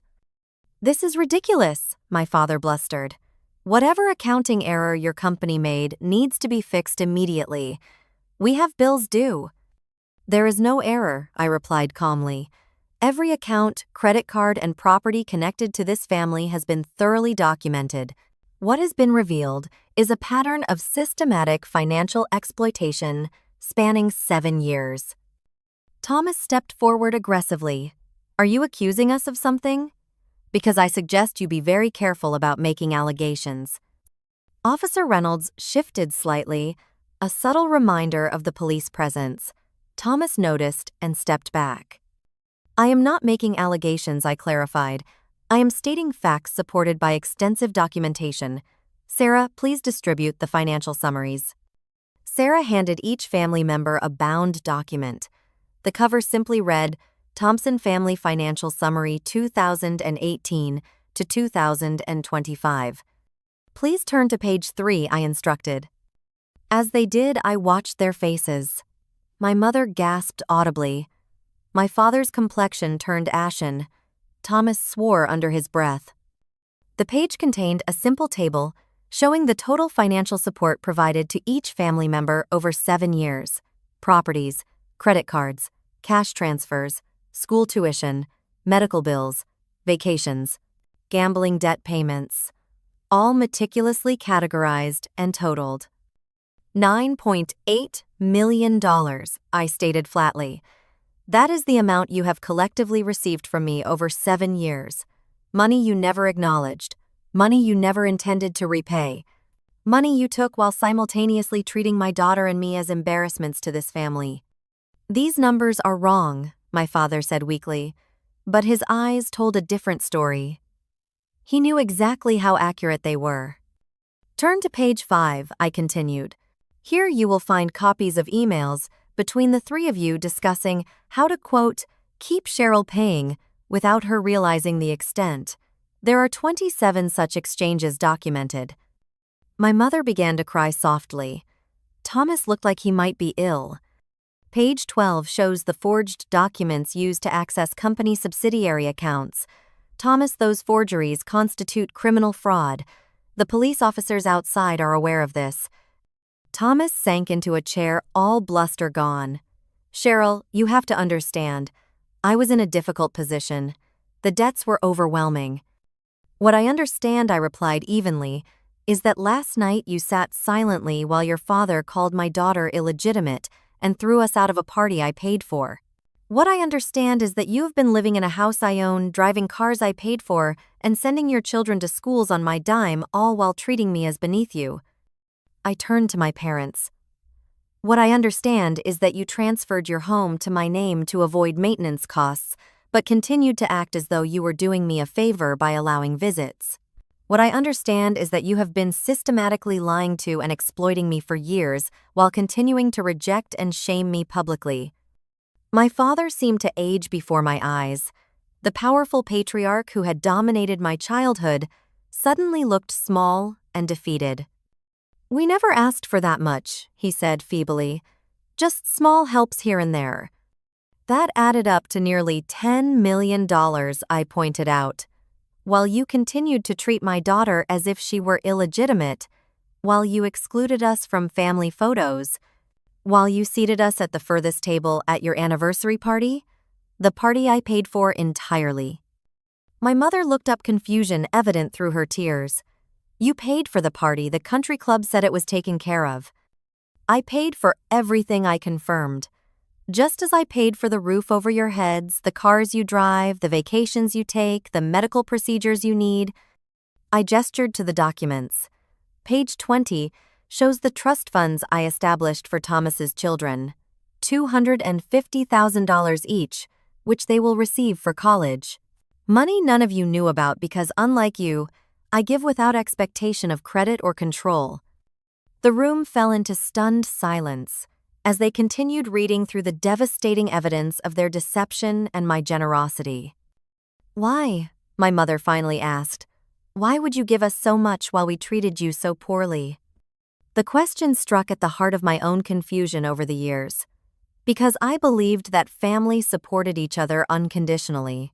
Because I thought that eventually, if I gave enough, you might see Lily and me as worthy of your acceptance. I was wrong on both counts. Thomas attempted one last defense. You could afford it. You have more money than you could ever spend. This was never about what I could afford, I replied sharply. This was about respect, honesty, and reciprocity, none of which you showed me or my daughter. I nodded to Sarah, who distributed a second set of documents. These are your options going forward, I explained. The properties will remain in my name with formal lease agreements if you wish to continue occupying them. All past financial support is now documented as loans with standard interest applied. You have 3 options for repayment, ranging from immediate full payment to structured plans over 5 or 10 years. My father finally found his voice. This will ruin us. Everything we have would have to be sold to meet these terms. Yes, I acknowledged. Much like you were willing to ruin me at 22 when you threw me out for choosing to keep my baby, the difference is I am offering you options and support through the transition. You offered me nothing. I placed a final document on the coffee table. This is a police report detailing the forgery and fraud committed against my company. I have not filed it yet. That depends on your choices today. Thomas paled visibly. Amanda began sobbing. I do not want to pursue criminal charges, I said honestly. I do not want to see my nieces and nephew's father in prison, but I need acknowledgement of what was done and commitment to the repayment plan. My mother reached for my hand, an unprecedented gesture. Cheryl, please. We cannot possibly repay this much. I gently withdrew my hand. You managed to spend it over 7 years. You can find a way to repay it over 10. Or you can accept the consequences of your actions as you always taught me to do. The irony of using my father's own frequent lecture against him was not lost on anyone in the room. And Lily, my father asked quietly, what about our relationship with her? I felt a surge of protective anger. You forfeited any right to a relationship with my daughter when you called her illegitimate and threw her out of your home. If in the future she expresses an interest in knowing you, we can revisit the possibility. On her terms, not yours. I stood to leave, signaling the conclusion of our meeting. My legal team will remain to answer questions about the documents and collect your signed acknowledgments. The officers will ensure everything proceeds calmly. As I walked to the door, my father called after me, his voice breaking. Cheryl, wait. I did not know. About the money, not the full extent. I turned back briefly. You chose not to know Dad. Just like you chose not to know me or your granddaughter. Those choices have consequences. I left them sitting amidst the ruins of their deception, surrounded by the evidence of both my generosity and their exploitation. As I drove away, I felt no triumph, only a profound sense of closure. The family that had rejected me had been living off my success all along. The irony was both painful and liberating. The weeks following the confrontation were emotionally turbulent. I fluctuated between certainty that I had done the right thing and waves of guilt about effectively bankrupting my family. Lily noticed my distraction despite my efforts to shield her from adult concerns. Are you sad about Grandpa and Grandma? She asked one evening as I tucked her in. I am sad about the relationship we did not get to have with them, I answered truthfully. But I am not sad about standing up for what is right. Through Linda's recommendation, I began seeing Dr. Marshall, a therapist specializing in family trauma. Our sessions helped me process the complex grief of losing the family I had tried so hard to please, even though they had never truly accepted me. You were seeking validation from people incapable of giving it, Dr. Marshall observed. The money was an attempt to buy what should have been freely given acceptance and love. She was right, of course. I had been trying to purchase my family's approval using financial support as a bridge across the gulf their rejection had created. All I had accomplished was enabling their continued disrespect while draining my own emotional resources. Meanwhile, my legal team worked with my family to implement the repayment agreements. My parents chose to sell their house, the home I grew up in, moving to a modest condominium that they could afford on their actual income. Thomas and Amanda downsized dramatically, pulling their sons from private school and selling their luxury cars. The process was painful for everyone but necessary. Each week, Sarah provided updates on the financial restructuring. Thomas had found a higher-paying sales position and was making regular payments. My parents had liquidated investments and heirlooms to meet their obligations. The forgery charges remained unfiled, conditional on continued compliance with the repayment plan. Throughout this period, I focused on rebuilding our life without the toxic family connections that had drained us for so long. Lily and I established new traditions with our chosen family. Sunday dinners with Linda and her husband, weekend outings, with Emma's family holiday celebrations, with a growing circle of friends who valued us for who we were. Family is built, not just born, I explained to Lily. We get to create our circle of love and support. At Next Gen Tech, I channeled my experience into new initiatives. We launched a scholarship program for single parents, pursuing technology careers, providing not just funding, but mentorship and flexible work opportunities. The program quickly became the company's most rewarding community outreach, with our first cohort of scholars already making significant contributions. 3 months after the confrontation, an unexpected letter arrived from my mother. Unlike the formal legal communications that had become our only contact, this was handwritten on simple stationery. "Dear Cheryl," it began, "there are no words sufficient to express the shame I feel for how we treated you and Lily. I have no right to ask forgiveness, but I need you to know that I understand now the depth of our failure as parents and grandparents. Your father is not ready to admit this yet, but I cannot continue without acknowledging the truth. You deserved better from us. Lily deserved better. If there is ever any possibility of a relationship in the future on any terms you set, I would be grateful for the chance. With love and regret, Mom." The letter brought fresh tears, but also a glimmer of possibility. Not for immediate reconciliation, but for eventual healing on new, healthier terms. I shared it with Dr. Marshall, who helped me craft a response that maintained boundaries while leaving the door slightly ajar. "Thank you for your letter," I wrote back. "I appreciate your acknowledgement of the past. Right now, Lily and I are building a positive life focused on our chosen family. I cannot offer immediate reconciliation, but I am open to small steps forward in the future if actions consistently match words." 6 months after the confrontation, we encountered Thomas at a school science fair. His son Daniel and Lily had both qualified for the regional competition, representing different schools. The meeting was awkward but civil. Thomas had lost weight and looked humbled, the flashy accessories and arrogant manner gone. "Your project looks impressive," he said to Lily, making a genuine effort to connect with his niece, perhaps for the first time. "Thank you, Uncle Thomas," she replied cautiously. "Good luck to Daniel, too." It was a tiny moment but significant. No pretense, no hidden agenda, just simple human acknowledgement. As the 1-year anniversary of the confrontation approached, I reflected on everything that had changed. The legal matters were proceeding as agreed. My parents were adapting to their new circumstances with growing acceptance. Thomas was making consistent payments and had reached out several times about the possibility of supervised visits between cousins. Most importantly, Lily was thriving. Without the undercurrent of rejection from her grandparents, she had blossomed even further, excelling in school and developing deeper friendships. She spoke more confidently and carried herself with greater assurance, no longer worried about measuring up to grandparents who found her lacking. The financial aspect, which had seemed so critical during the confrontation, had faded in importance. The money had never been the real issue. It was the deception, the disrespect, and the fundamental denial of our worth as people that had necessitated the rupture. As I built a new life centered on authentic relationships and mutual respect, I found peace in an unexpected place, gratitude for the painful lessons. My parents had taught me through negative example what family should not be. That knowledge allowed me to create something better for Lily, a home where she was valued unconditionally, where her achievements were celebrated without caveats, where love was not transactional.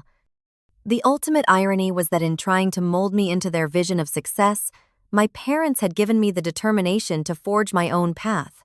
Their rejection had forced me to find strength I never knew I possessed.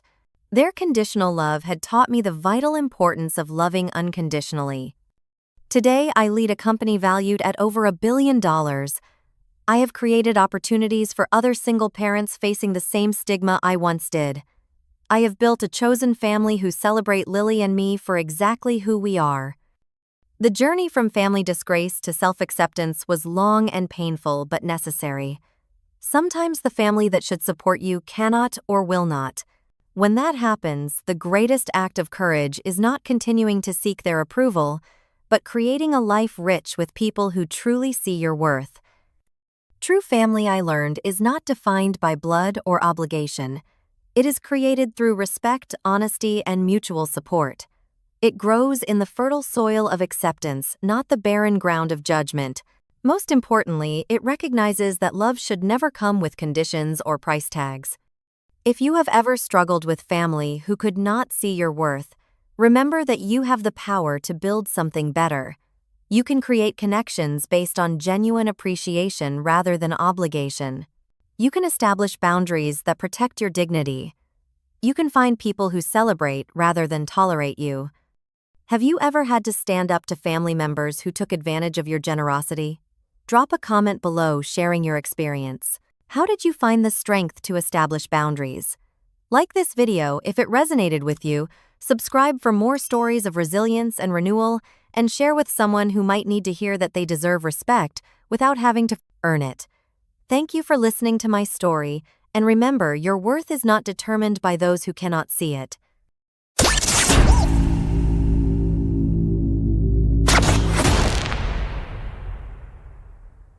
During family game night, my fiancé's dad asked why she was settling for me. She smiled and said, because no one else would marry him. I just put down my cards. A month later, they were asking if I'd talk to her again. The game was Monopoly, which was ironic considering I was about to lose everything I thought I was building. We were at my fiancée Jenna's parents' house for their weekly family game night. It was a mandatory event, a cornerstone of their perfect family image. I was sitting between Jenna and her father, Robert, a man who wore his disappointment in me like a well-tailored suit. Jenna's best friend, Madison, was there too, practically a family member. She and Jenna were giggling about something on their phones, while Robert was counting his fake money with the seriousness of a Wall Street banker. He landed on my property, Boardwalk, with a hotel on it. I told him he owed me $2,000. He sighed dramatically, peeling off the colorful bills. Then he looked across the board at his daughter, my fiancée. Jenna, I just don't get it, he said, loud enough for the whole room to hear. Look at this guy. He's a decent earner, I'll give him that. But he has no style, no pedigree. Why are you settling for him? The air in the room went still. It wasn't the first time he'd made a comment like this, but it was by far the most direct. I felt a familiar tightening in my gut, the one I'd learned to ignore. I looked at Jenna, expecting her to defend me, to shut her father down. Instead, a slow, coy smile spread across her face. She reached over and patted my hand, looking right at her dad. Because no one else would marry him, she said, her voice dripping with faux sweetness. Someone has to take care of him. Madison burst out laughing, a shrill, ugly sound. Jenna's mother gave a little titter of amusement. And Robert just smirked, a satisfied, I told you so look on his face. They all saw it as a joke. A funny little jab at the quiet, unassuming guy they had all grown to tolerate. I didn't say a word. I looked down at the cards in my hand, at the little plastic hotel on Boardwalk. I felt no anger, no sadness. It was the kind of clarity you get when a complex equation finally solves itself. For 3 years I had been running a cost-benefit analysis on this relationship, and her words were the final, definitive data point. The investment had soured. The risk now far outweighed the potential reward. I calmly placed my cards face down on the board. I think I'm done playing for tonight, I said, my voice even. I stood up, walked into the kitchen, and got a glass of water. Through the doorway I could hear them resuming their game, my absence barely registering. They thought I was pouting. They had no idea I was liquidating my assets. Let me explain. I'm not a simp, I'm a private equity investor. My entire career is built on a single skill: identifying undervalued or mismanaged assets, acquiring a controlling interest, optimizing their operations, and then selling them for a massive profit. I analyze systems, I find weaknesses, and I execute long-term strategies. 3 years ago, I applied that same skill set to my personal life. I met Jenna at a charity gala. She was beautiful, charming, and came from a family with a legacy business, a regional manufacturing company called Sterling Industries. Her father, Robert, had inherited it from his father, and it was the source of all their wealth and social standing. After a few dates, she invited me to her parents' house for dinner. Robert spent the entire evening talking about his company. But the more he talked, the more I realized he was a terrible businessman. He was coasting on his father's reputation, making sentimental decisions instead of smart ones, and was completely blind to the changing market.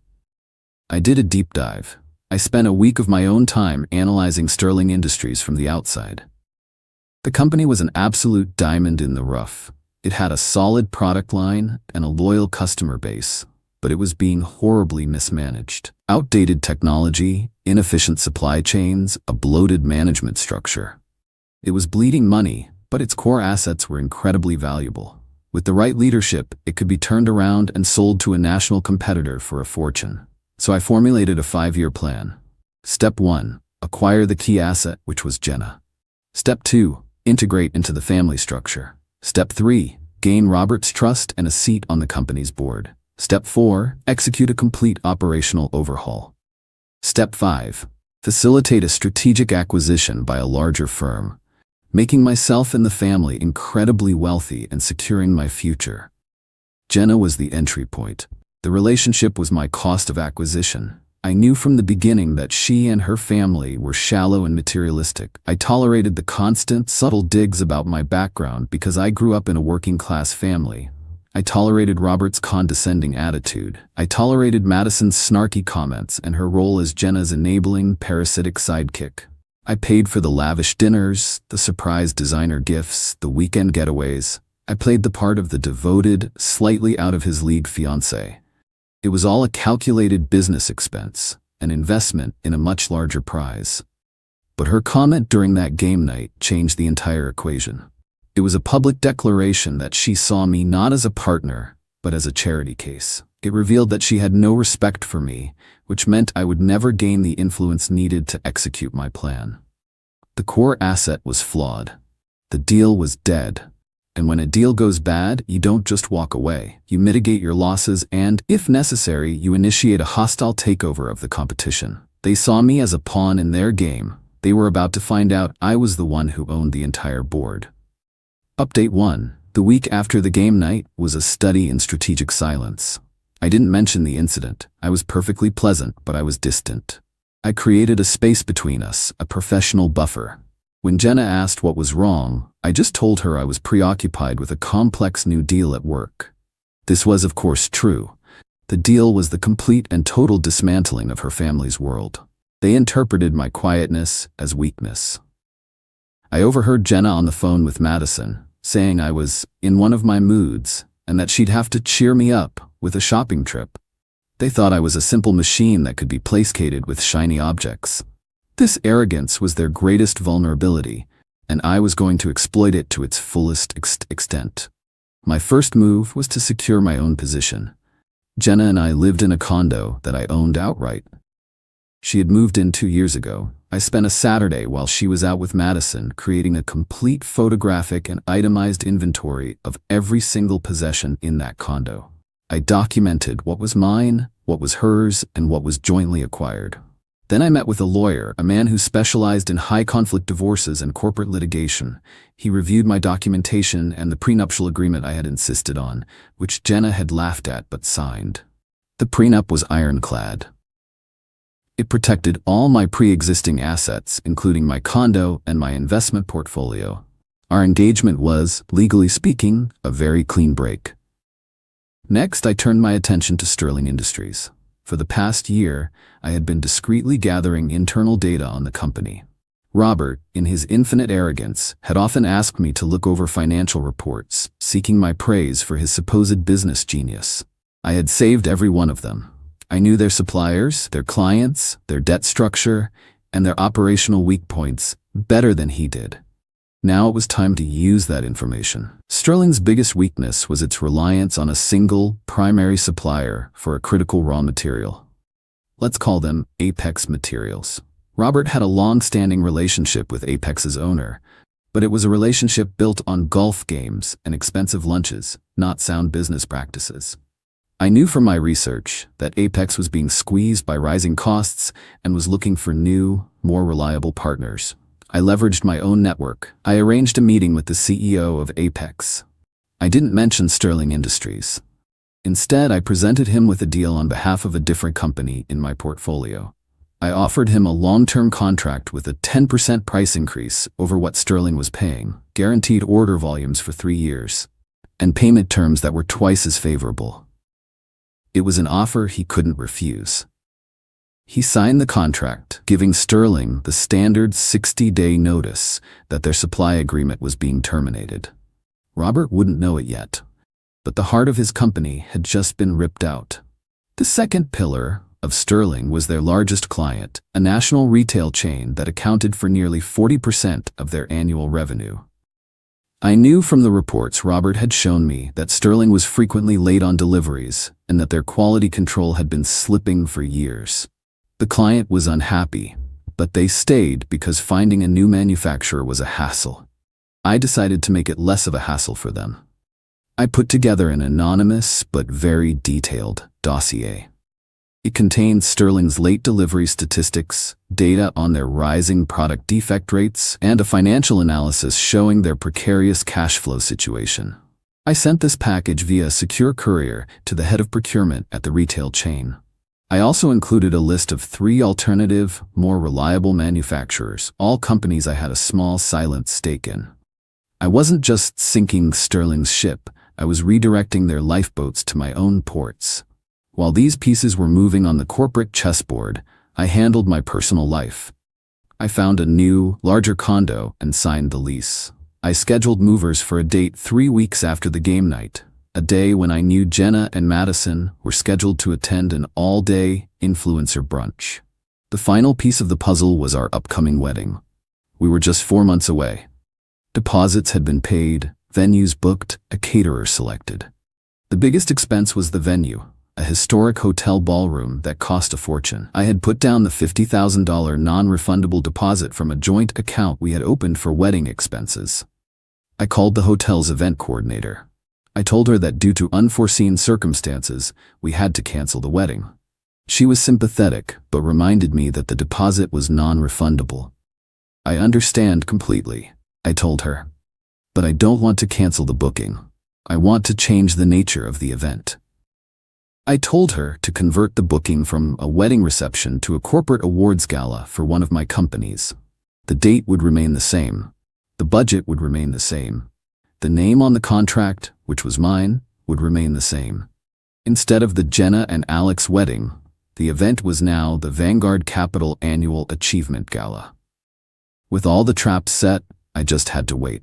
Jenna remained blissfully unaware. She was more concerned with picking out flower arrangements and arguing with Madison about what color the bridesmaids' dresses should be.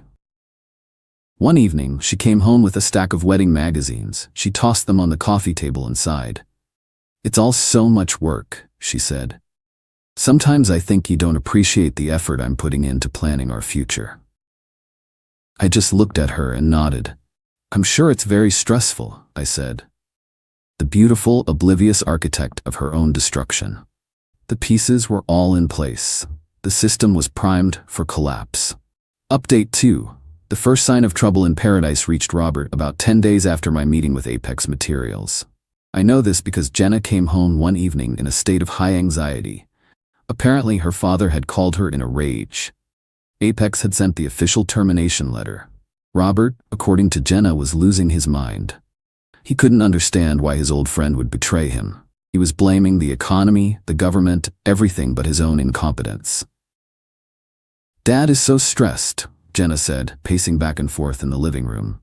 "He said this could be a huge problem for the company. You work in finance. Can you believe this? After 30 years of loyalty." I made some sympathetic noises and told her that business was tough. Inside, I felt the cold satisfaction of a plan unfolding perfectly. Losing Apex meant Sterling's production would grind to a halt in 60 days unless they found a new supplier, which would be nearly impossible at a competitive price on such short notice. A week later, the second bomb dropped. Their biggest client sent a letter, placing their massive account under formal review, due to persistent concerns about supply chain reliability and quality control. The letter cited specific data points that I knew came directly from the dossier I had sent. This time, the panic was real. Robert called a family emergency meeting, and he insisted I be there. I think he genuinely believed my big-shot investor brain could magically fix the problems he had created over decades of mismanagement. The atmosphere at their house was funereal. Robert looked 10 years older. Jenna and her mother were hovering around him, wringing their hands. Robert laid out the situation, his voice shaking with a mixture of anger and fear. "It's a coordinated attack," he declared. "Someone is trying to destroy me." He looked at me, his eyes pleading. "Alex, you understand this world. What do I do?" This was the moment I had been waiting for. I put on my professional face, the one I use in boardrooms. "Robert," I said calmly, "from what you've shown me, the company is facing a catastrophic failure of its core operational pillars. You've lost your primary supplier, and you're about to lose your primary client. Your cash flow is already negative. Frankly, the situation is critical." I spent the next hour walking him through his options, all of which were terrible. He could try to find a new supplier, but it would cost a fortune and take months. He could try to appease the client, but he had no leverage. He needed a massive infusion of capital to modernize his equipment and fix his logistics, but no bank would give him a loan in his current state. Then I laid my own trap. "There is one other option," I said, letting the words hang in the air. "You could seek a private investor, someone who could provide the capital and expertise to turn things around. It would mean giving up a controlling interest in the company, but it would be better than bankruptcy." A flicker of hope appeared in Robert's eyes. "Do you know someone?" he asked. "I might," I said. "Let me make some calls." Of course, the investor I had in mind was me. Not directly, but through a shell corporation I controlled. My plan was never just to destroy them, it was to pick up the pieces for pennies on the dollar. While the business drama was unfolding, my personal exit plan was proceeding on schedule. The Saturday of the influencer brunch arrived. Jenna and Madison left early in the morning, dressed in absurdly expensive outfits, chattering about mimosas and networking. The moment they were gone, my movers arrived. The process was clinical. In 4 hours, every single thing I owned was packed and loaded. I left Jenna's possessions untouched, exactly as they were. But the absence of my things created a stark, hollow feeling in the condo. I left my keys, along with a printed copy of our prenup and a cashier's check for half the value of our shared wedding account, on the kitchen island. I also left a 1-page letter. "Jenna, our engagement is over. As you can see, I have moved out. Per our prenuptial agreement, our individual assets remain separate. The enclosed check represents your half of the wedding fund. All other deposits and bookings were made in my name and are now my sole property. Any further communication should be directed to my lawyer. His information is below. Alex." I took one last look around, then left. I drove to my new condo and began unpacking. That evening, I got a string of furious texts from Jenna. She and Madison had come home to a half-empty apartment. She called me a monster, a coward, a thief. She accused me of abandoning her. Madison sent her own series of unhinged messages, threatening to expose me on social media. I read them, took screenshots for my lawyer, and then blocked them both permanently. The silence was golden. The next day, Robert called me, his voice a low growl. "What is this I hear about you leaving my daughter? You can't do this. We have a wedding to plan, and I need your help with the business." "Robert, the engagement is over," I said, my voice cold and final.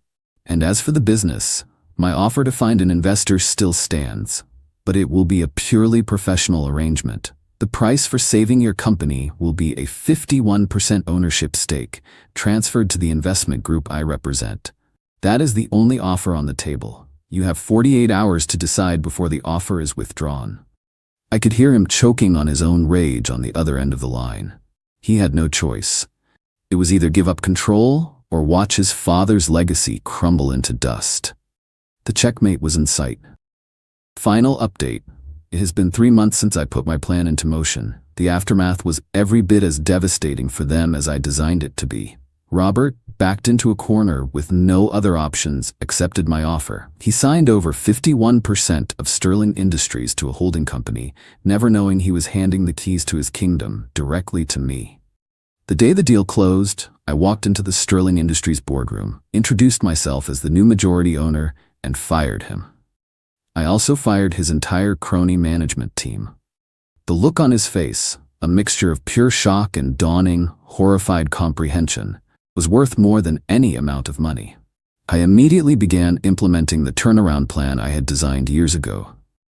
We renegotiated a new temporary supply deal with Apex, ironically, at a much higher cost to the company, which I was happy to pay in the short term. I personally flew out to meet with the leadership of their big retail client. I showed them my comprehensive plan to fix the quality control and logistics issues, and I offered them a discount for 6 months as a show of good faith. They agreed to keep their account. The company, under my control, was saved. In a year, I expect it to be twice as profitable. In 2 years, I'll sell it for a 9-figure sum. The fallout in their personal lives was just as complete. Without my financial support, Jenna's world collapsed. She couldn't afford the rent on our old condo and was forced to move back in with her parents. Her father, stripped of his title and his company, had a complete breakdown. The big family house is now on the market to cover their massive debts. Jenna's social life imploded. Madison and her other friends were not interested in hanging out with someone who couldn't afford brunch. Their friendship was transactional, and the transaction was over. Madison tried to run a smear campaign against me online, but my lawyer sent her a cease and desist letter so aggressive that she deleted her entire account in a panic. About a month after I left, I started getting the calls. First from Jenna's mother, pleading with me to be reasonable, to take Robert back, to talk to Jenna. Then from Jenna herself, leaving long, tearful voicemails. She was sorry. She made a terrible mistake. She loved me. It was all just a joke. She didn't mean it. The usual script. They finally convinced a family friend to reach out to me, asking if I would just talk to her again. I agreed to one final meeting. We met at a neutral coffee shop. Jenna and Robert were there. They looked awful, defeated. Robert spoke first. He apologized. He said he was wrong, that he had misjudged me. He begged me to give him some kind of rollback at the company, even just as a consultant. Then Jenna spoke. She cried. She said she was lost without me. She asked if there was any chance we could start over. She said she would do anything. I let them finish.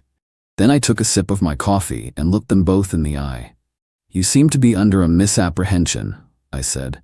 "You think this was about my feelings being hurt. You think this is something an apology can fix. It's not." I turned to Robert. "This was a business transaction. I saw a failing asset, and I planned to acquire it.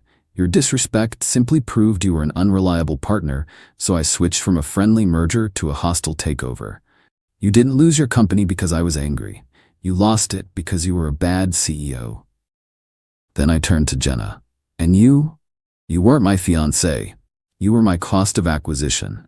You were the price I was willing to pay to get access to the real prize. But your comment at that game night revealed a fundamental flaw in the asset. You had no value as a partner. You were a bad investment. So I cut my losses." I stood up from the table. The color had completely drained from their faces.